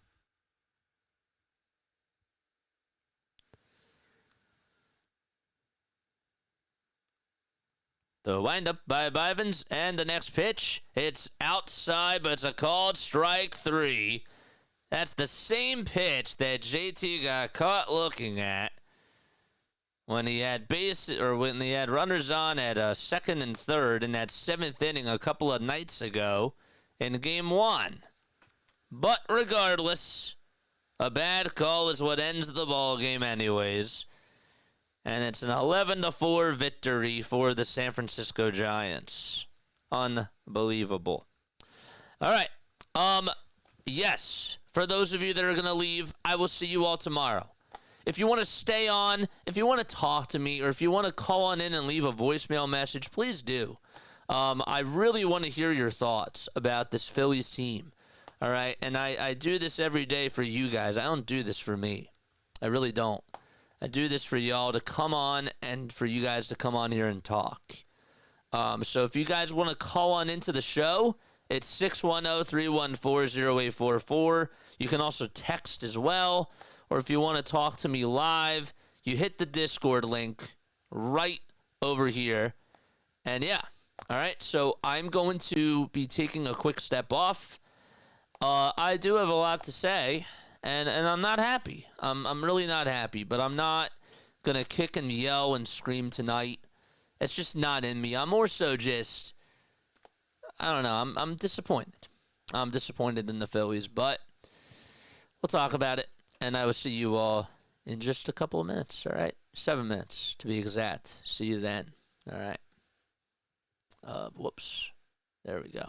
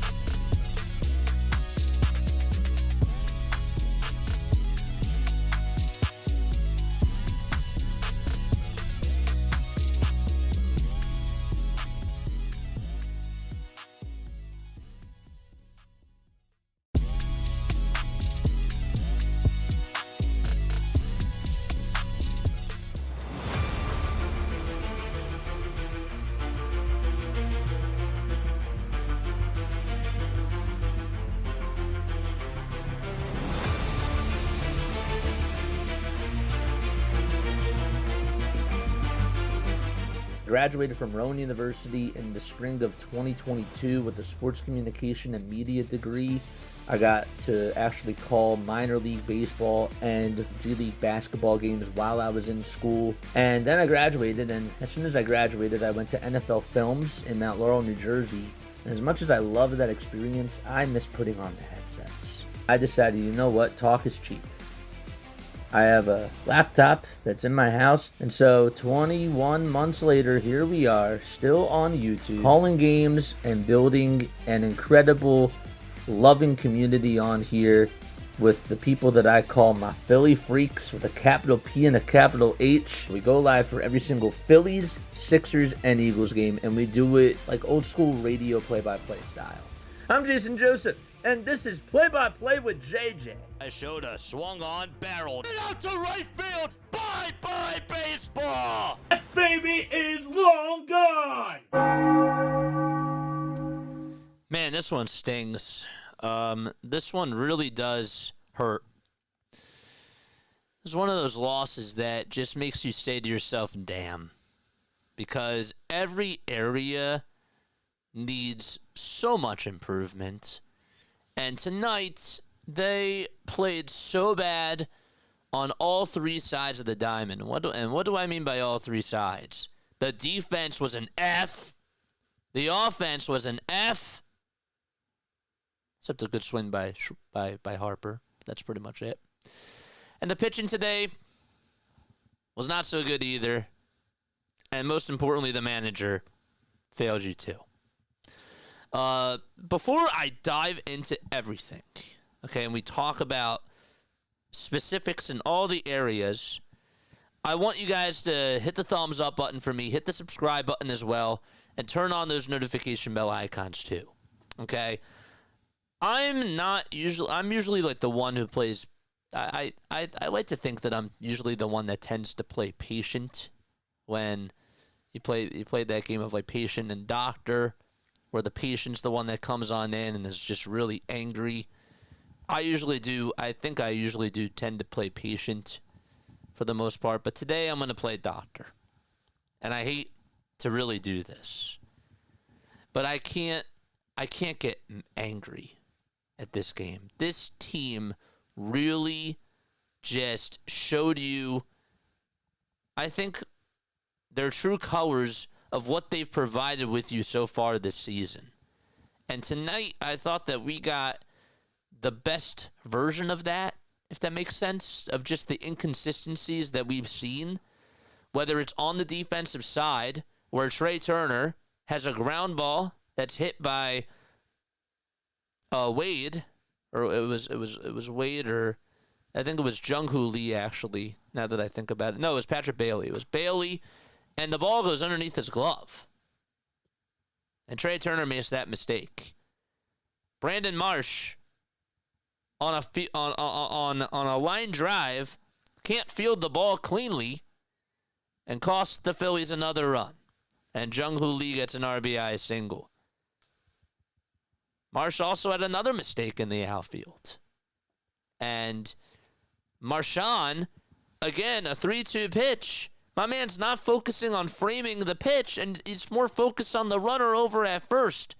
I mean, and then Johan Rojas with that bad throw to home plate. I mean, like, the defense today was terrible. And I don't care about the wind. Look, okay, I've played out in the cold, and I've learned that, you know, like when you're playing basketball or when you're playing any sort of sport, okay, the ball has to go through the hoop. In baseball, you got to catch the ball. Doesn't matter what's going on. You have to catch. The sun could be in your eyes. It could be very windy. It could be very cold. You got to make the catch. And you got to throw the ball on the money. And tonight, I thought that I saw a lot of mental and physical mistakes that the Phillies made. And the conditions, even though they weren't so nice, both teams had to deal with it. Aaron Nola was not framing his pitch as well, and neither was Robbie Ray. They were both struggling. But ultimately, the Giants showed the Phillies that they're the better team right now. The Giants were the better baseball team. They outclassed the Phillies again. And I am just really bothered with just the way that the team is constructed right now. But I'm more so just, again, really disappointed with my manager. Because the whole thing coming into the season was he said that he was going to have more of a sense of urgency. And while I've seen him try to mix up the lineup a lot of times, I'm seeing the same mistakes that he's making with the bullpen. I'm going back to that sixth inning.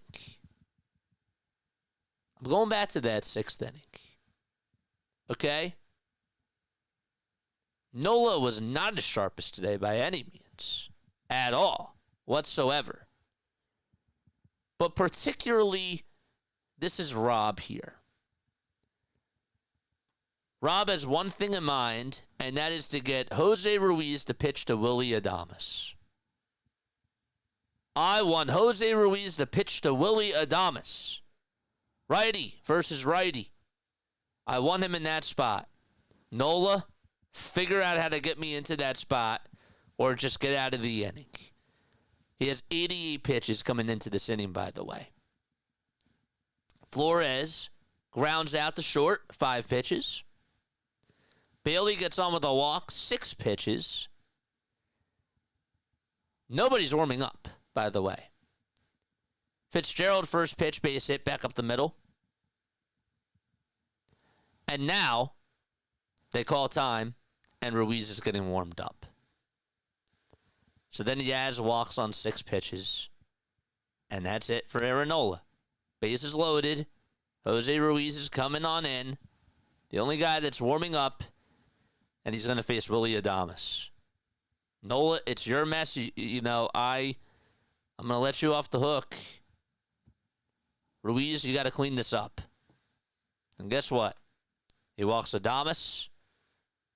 Gets behind in the count, 3-1. I thought he was going to crush that fastball on the 3-1 pitch, but he ended up not doing so and then ended up walking anyways. And then Lee hit the sac fly, and Chapman flied out to center. That's when you lost the game. I think that in that spot, if you have a sense of urgency as a manager, you need to pull the plug earlier.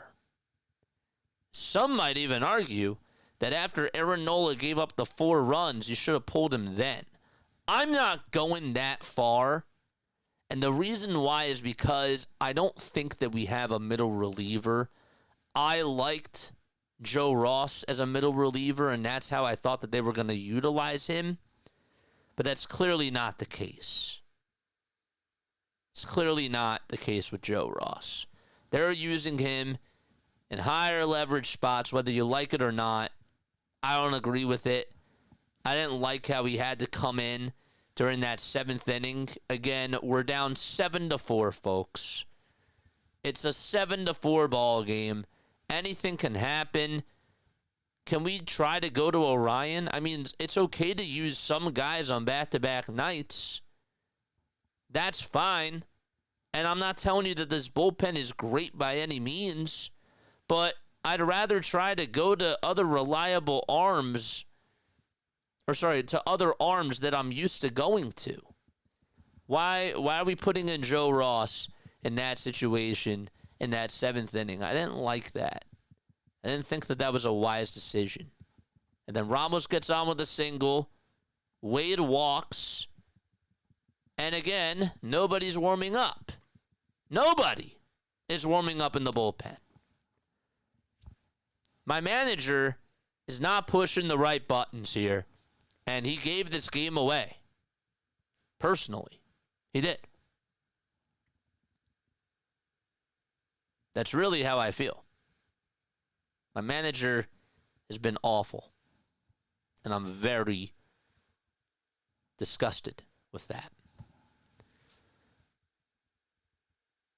I'm disgusted with Kevin Long. I've been disgusted with Kevin Long for a while. I've been disgusted with JT and his approaches at the plate. Hell, Bohm actually got on with a base hit, and so did Rojas. I just don't see any fight. I don't see even my manager just waving the white flag there. It's like, oh, we'll get him tomorrow. Do you know how bad of a message that sends to your team? That is such a bad thing to do. Imagine a world where Nick Sirianni and the Eagles are down by 13. They go into the fourth quarter, and they pull their starters, and they just wave the white flag. That's what Rob did. Now, Rob didn't pull his starters, but he just basically gave up. He gave up. It's a long season, I get it. But I'm trying to win. I want to win. And I've gone through this philosophy time and time again over the last couple of years where Rob will say, well, we want to make sure that he's ready to go for the playoffs. We want to make sure that Orion Kirkring doesn't overdo it because we want him to be ready for the playoffs. And then there's some times like we're even in back-to-back games, like when it's game 1, game 2, game 3, now Orion's not available because they're saving him. Like, what are we saving these guys for is my question. If your rationale is to get them ready for the playoffs, I mean, my gosh. Like, in these playoff games, we're still doing this. And that's another reason why I'm sort of frustrated with my skipper. Because none of that stuff changed in the playoffs, and I don't trust him. That's what it comes down to. I don't trust him. And I know people are going to come on here and say, well, I told you so. I told you so. Okay. You were right. I was wrong. You happy? I don't know. I said during last summer that he was on my hot seat. I did. But I'm watching this team again at the plate, 1 for 9 with runners in scoring position. I mean, like, that stat right there is the ultimate stat. We left 10 guys on base. The Giants were 6 for 16 with runners in scoring position. It's just terrible. It's absolutely awful. Our situational hitting sucks. Okay, Aaron Nola didn't pitch well today. He was off. Today, Nola had a bad outing. 6 earned runs and 5 1/3. And there's no sense of urgency from my manager. I want to go back to that bottom of the first inning, too, by the way, because I don't want to forget about this. Okay, so Sosa walks, right? And Marchand comes up to the plate next, and he swings and misses at this pitch that's on the outside corner at the kneecaps. And I thought, well, if we could have tied the game there, that could have absolutely made a statement. I thought that was an opportunity that we had to take advantage of, and we weren't able to do so. Another opportunity that we had is after Casty singles, JT then gets strikes out, and then Bohm singles. We have runners on at first and third. Sosa comes up. The count's 2-0. Okay, and my man fouls out. I'm not usually tough on Edmundo Sosa, but you can't foul out in that situation. You can't do that.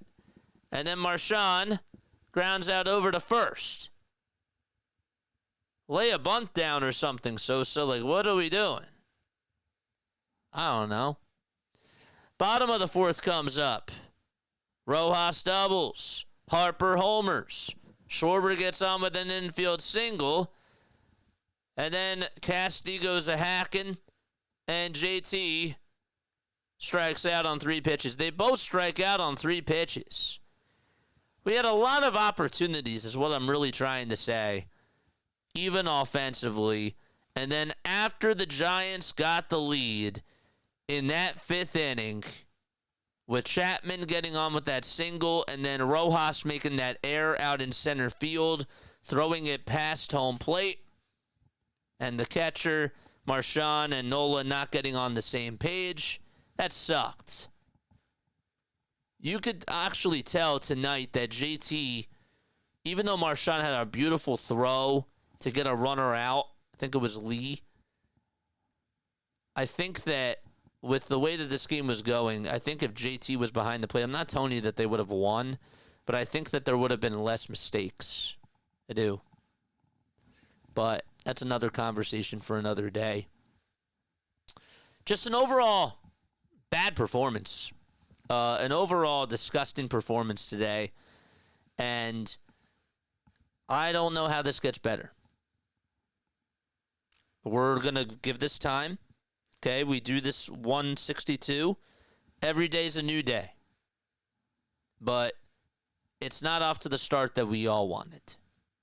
Clearly. Can this stuff change? Absolutely it can. Do we believe that it will change? Right now it's not looking like that, but obviously baseball is baseball. There's things that happen. The Giants made a lot of mistakes today. We just could not capitalize. I'm looking at the record that Nola has. He's 0-4. It's awful. He needs to come around. He needs to be better. This outing tonight was not a good outing, and they didn't even give up a home run tonight. But yeah, that's where I am. Let me know how you guys feel. Let me know what's going through your mind. I don't know. I'm numb. I'm numb to this. I'm not venting. I'm not yelling. Not getting overly animated. I'm numb to this. And this one really hurts because I think that this was actually our worst loss of the year in regards to just all three facets of the game. Really four. Again, manager F, hitting D+. I said F before, but I'll say D+. F on the defense and F in the bullpen as well. And the pitching overall. It sucks. It really stings. But yeah, talk to me. Call on into the show. I do have a voicemail that I will get to. Mark is also here in the chat. I'm sure that he wants to talk. Yeah, come on and give me your thoughts. I don't know, I'm sad. I'm sad. What's up, Mark? How are you? What's up, man? Oh, your mic's a little bit low. It's because I'm on the laptop. Oh, it's because you're on the laptop. Let me fix. All right. Yeah, man, talk to me. What's going on? I'm not feeling good. I'm not feeling good either. The bats are quiet. I mean, not quiet, but like it becomes quiet when it's hit the like 7th to 9th ending. Yeah, the bats were quiet.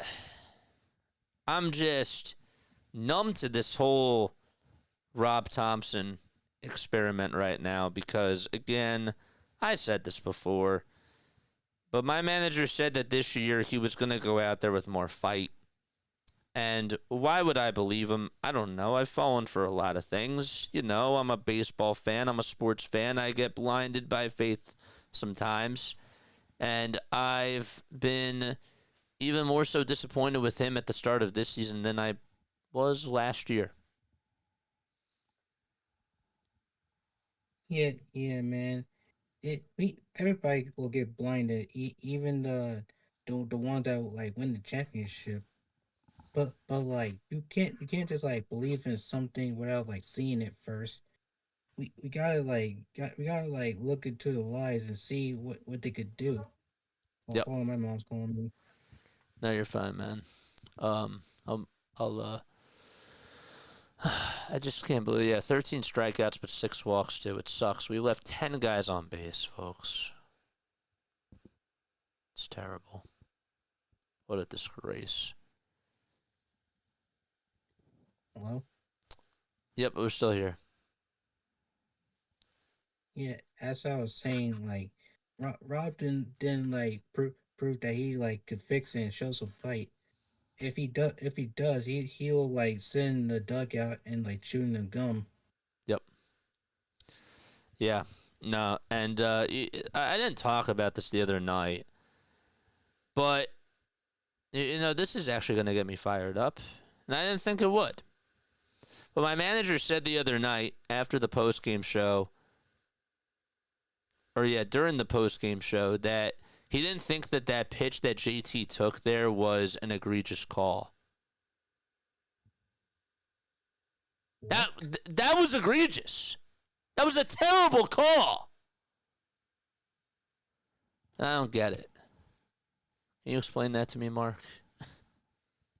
That was an egregious call. Like, how could you not say it's not egregious?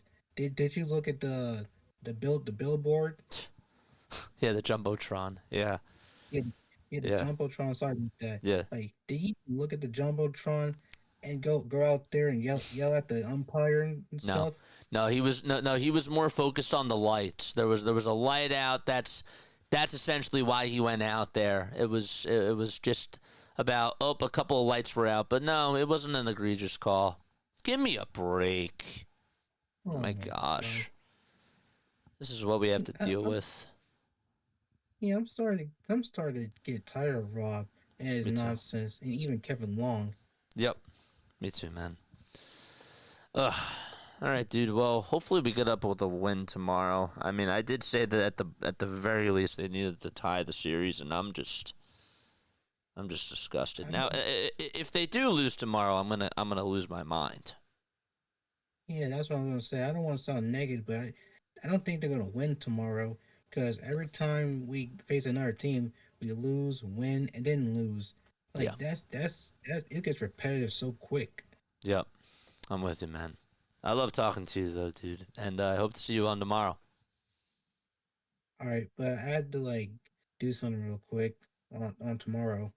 Okay, no worries, man. I'll see you soon, though. All right, good luck, man. All right, thanks, dude. I appreciate it. Bye. You too. That's Mark for you. Yeah, I don't get it. Yeah, I don't know. I have a voicemail message that I do want to play, and I will get that out. We'll do that right now. Where is it? I think we're connected. We'll play it through Google Voice. Where is it? Oh, that's WhatsApp. Nope. Voice. Where is it? It's right here.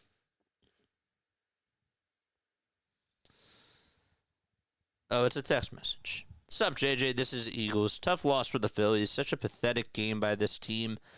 We have all this talent, and we still can't win these ball games. Rob Thompson, Kevin Long, and Dave Dombrowski all need to go. This team needs to wake up. And man, I could not say it any better. This team does need to wake up. I feel like right now I'm not angry enough because I don't know. I feel like I was out there in the cold and I was just stunned. I'm shocked. Should I be shocked? No, but I'm speechless. Maybe that's the better word. Jane's here. We're gonna get Jane to come on to speak. Hopefully Jane will make me feel better. What's up, Jane? Hey JJ, I know everything that's going on. I know what's going on in the game and what's bad, and there's things that we can't change. But at least we gotta hang in there. And sure. Like you said earlier, it's a little slump. It is. It's a long season. That's true. They went through at least two slumps last year. They did. But yeah, I'm not going to even get started on Rob Thompson. But I wanted to mostly say that I love you, JJ, and this is the best play-by-play caller I mean, I know on YouTube, Thank you, man. and maybe on TV. I don't. Thank you. They don't have this on TV, so. Thank you. I But appreciate that. definitely on the internet, it's there's no one like you. Thank you. You're I you're appreciate you're that. you're original. You're you're calm when things are going bad, and you just play the game. You call the game, Yep. and yeah, I just appreciate it so much that I found somebody that is, I don't know, like not just professional, but like super professional. Like Thank you. you dot your I's, and your whatever the O's. I forget the terminology, but X's and um O's. Is that what it is? X's and O's? yeah, yeah, yes, that's it. I And appreciate that. but yeah, I wanted to just say that no matter where we are right now as a team of the Phillies, that our family, our Philly freaks are still all together, and that's what's most important. I really appreciate you saying that. I I have to ask you, okay? I do have to ask you. If you're Dave Dombrowski, tomorrow we have a 4 o'clock game, and the players probably won't get there till like 9, 10 for batting practice. Are you Right. calling Rob into your office tomorrow?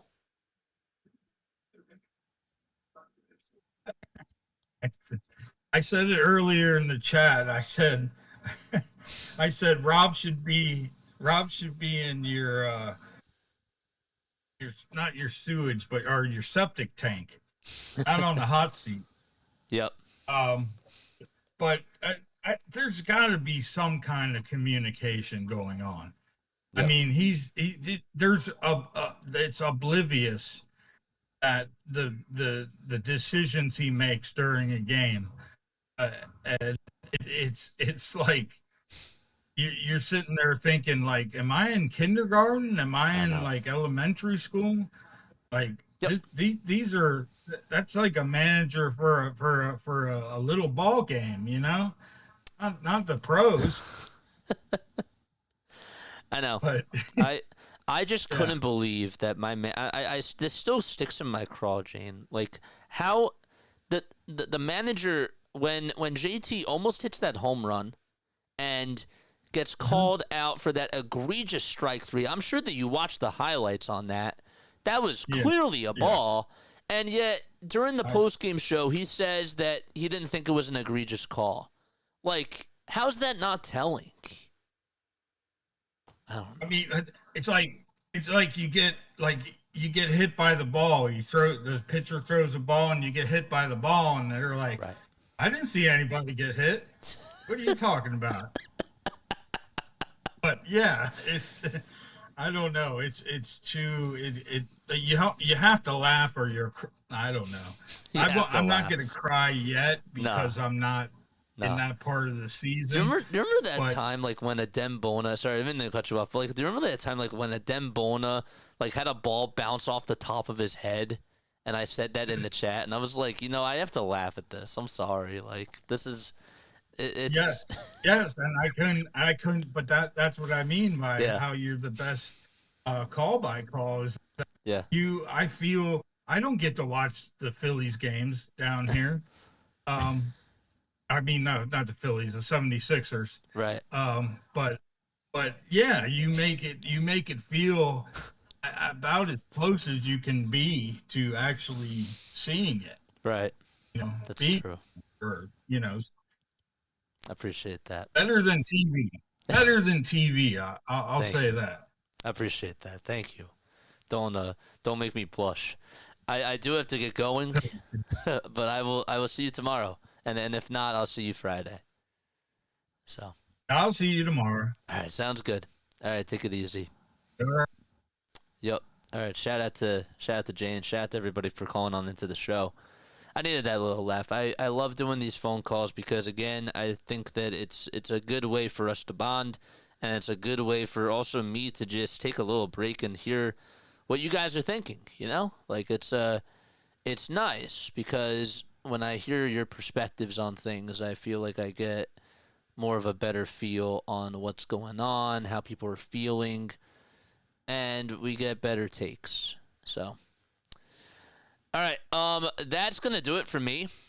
Okay, the bottom line is that we gotta tie up the series tomorrow. We gotta tie up the series tomorrow, is what needs to happen, and so I leave you all with this. Okay, tomorrow is Christopher Sanchez Day.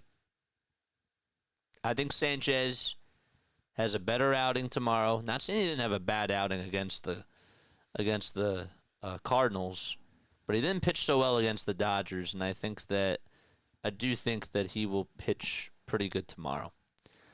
And hopefully we get some good run support. So, but we'll see. All right, love you all. See you all tomorrow afternoon, 4:05 p.m. Eastern Time, and I will catch you all on the next one.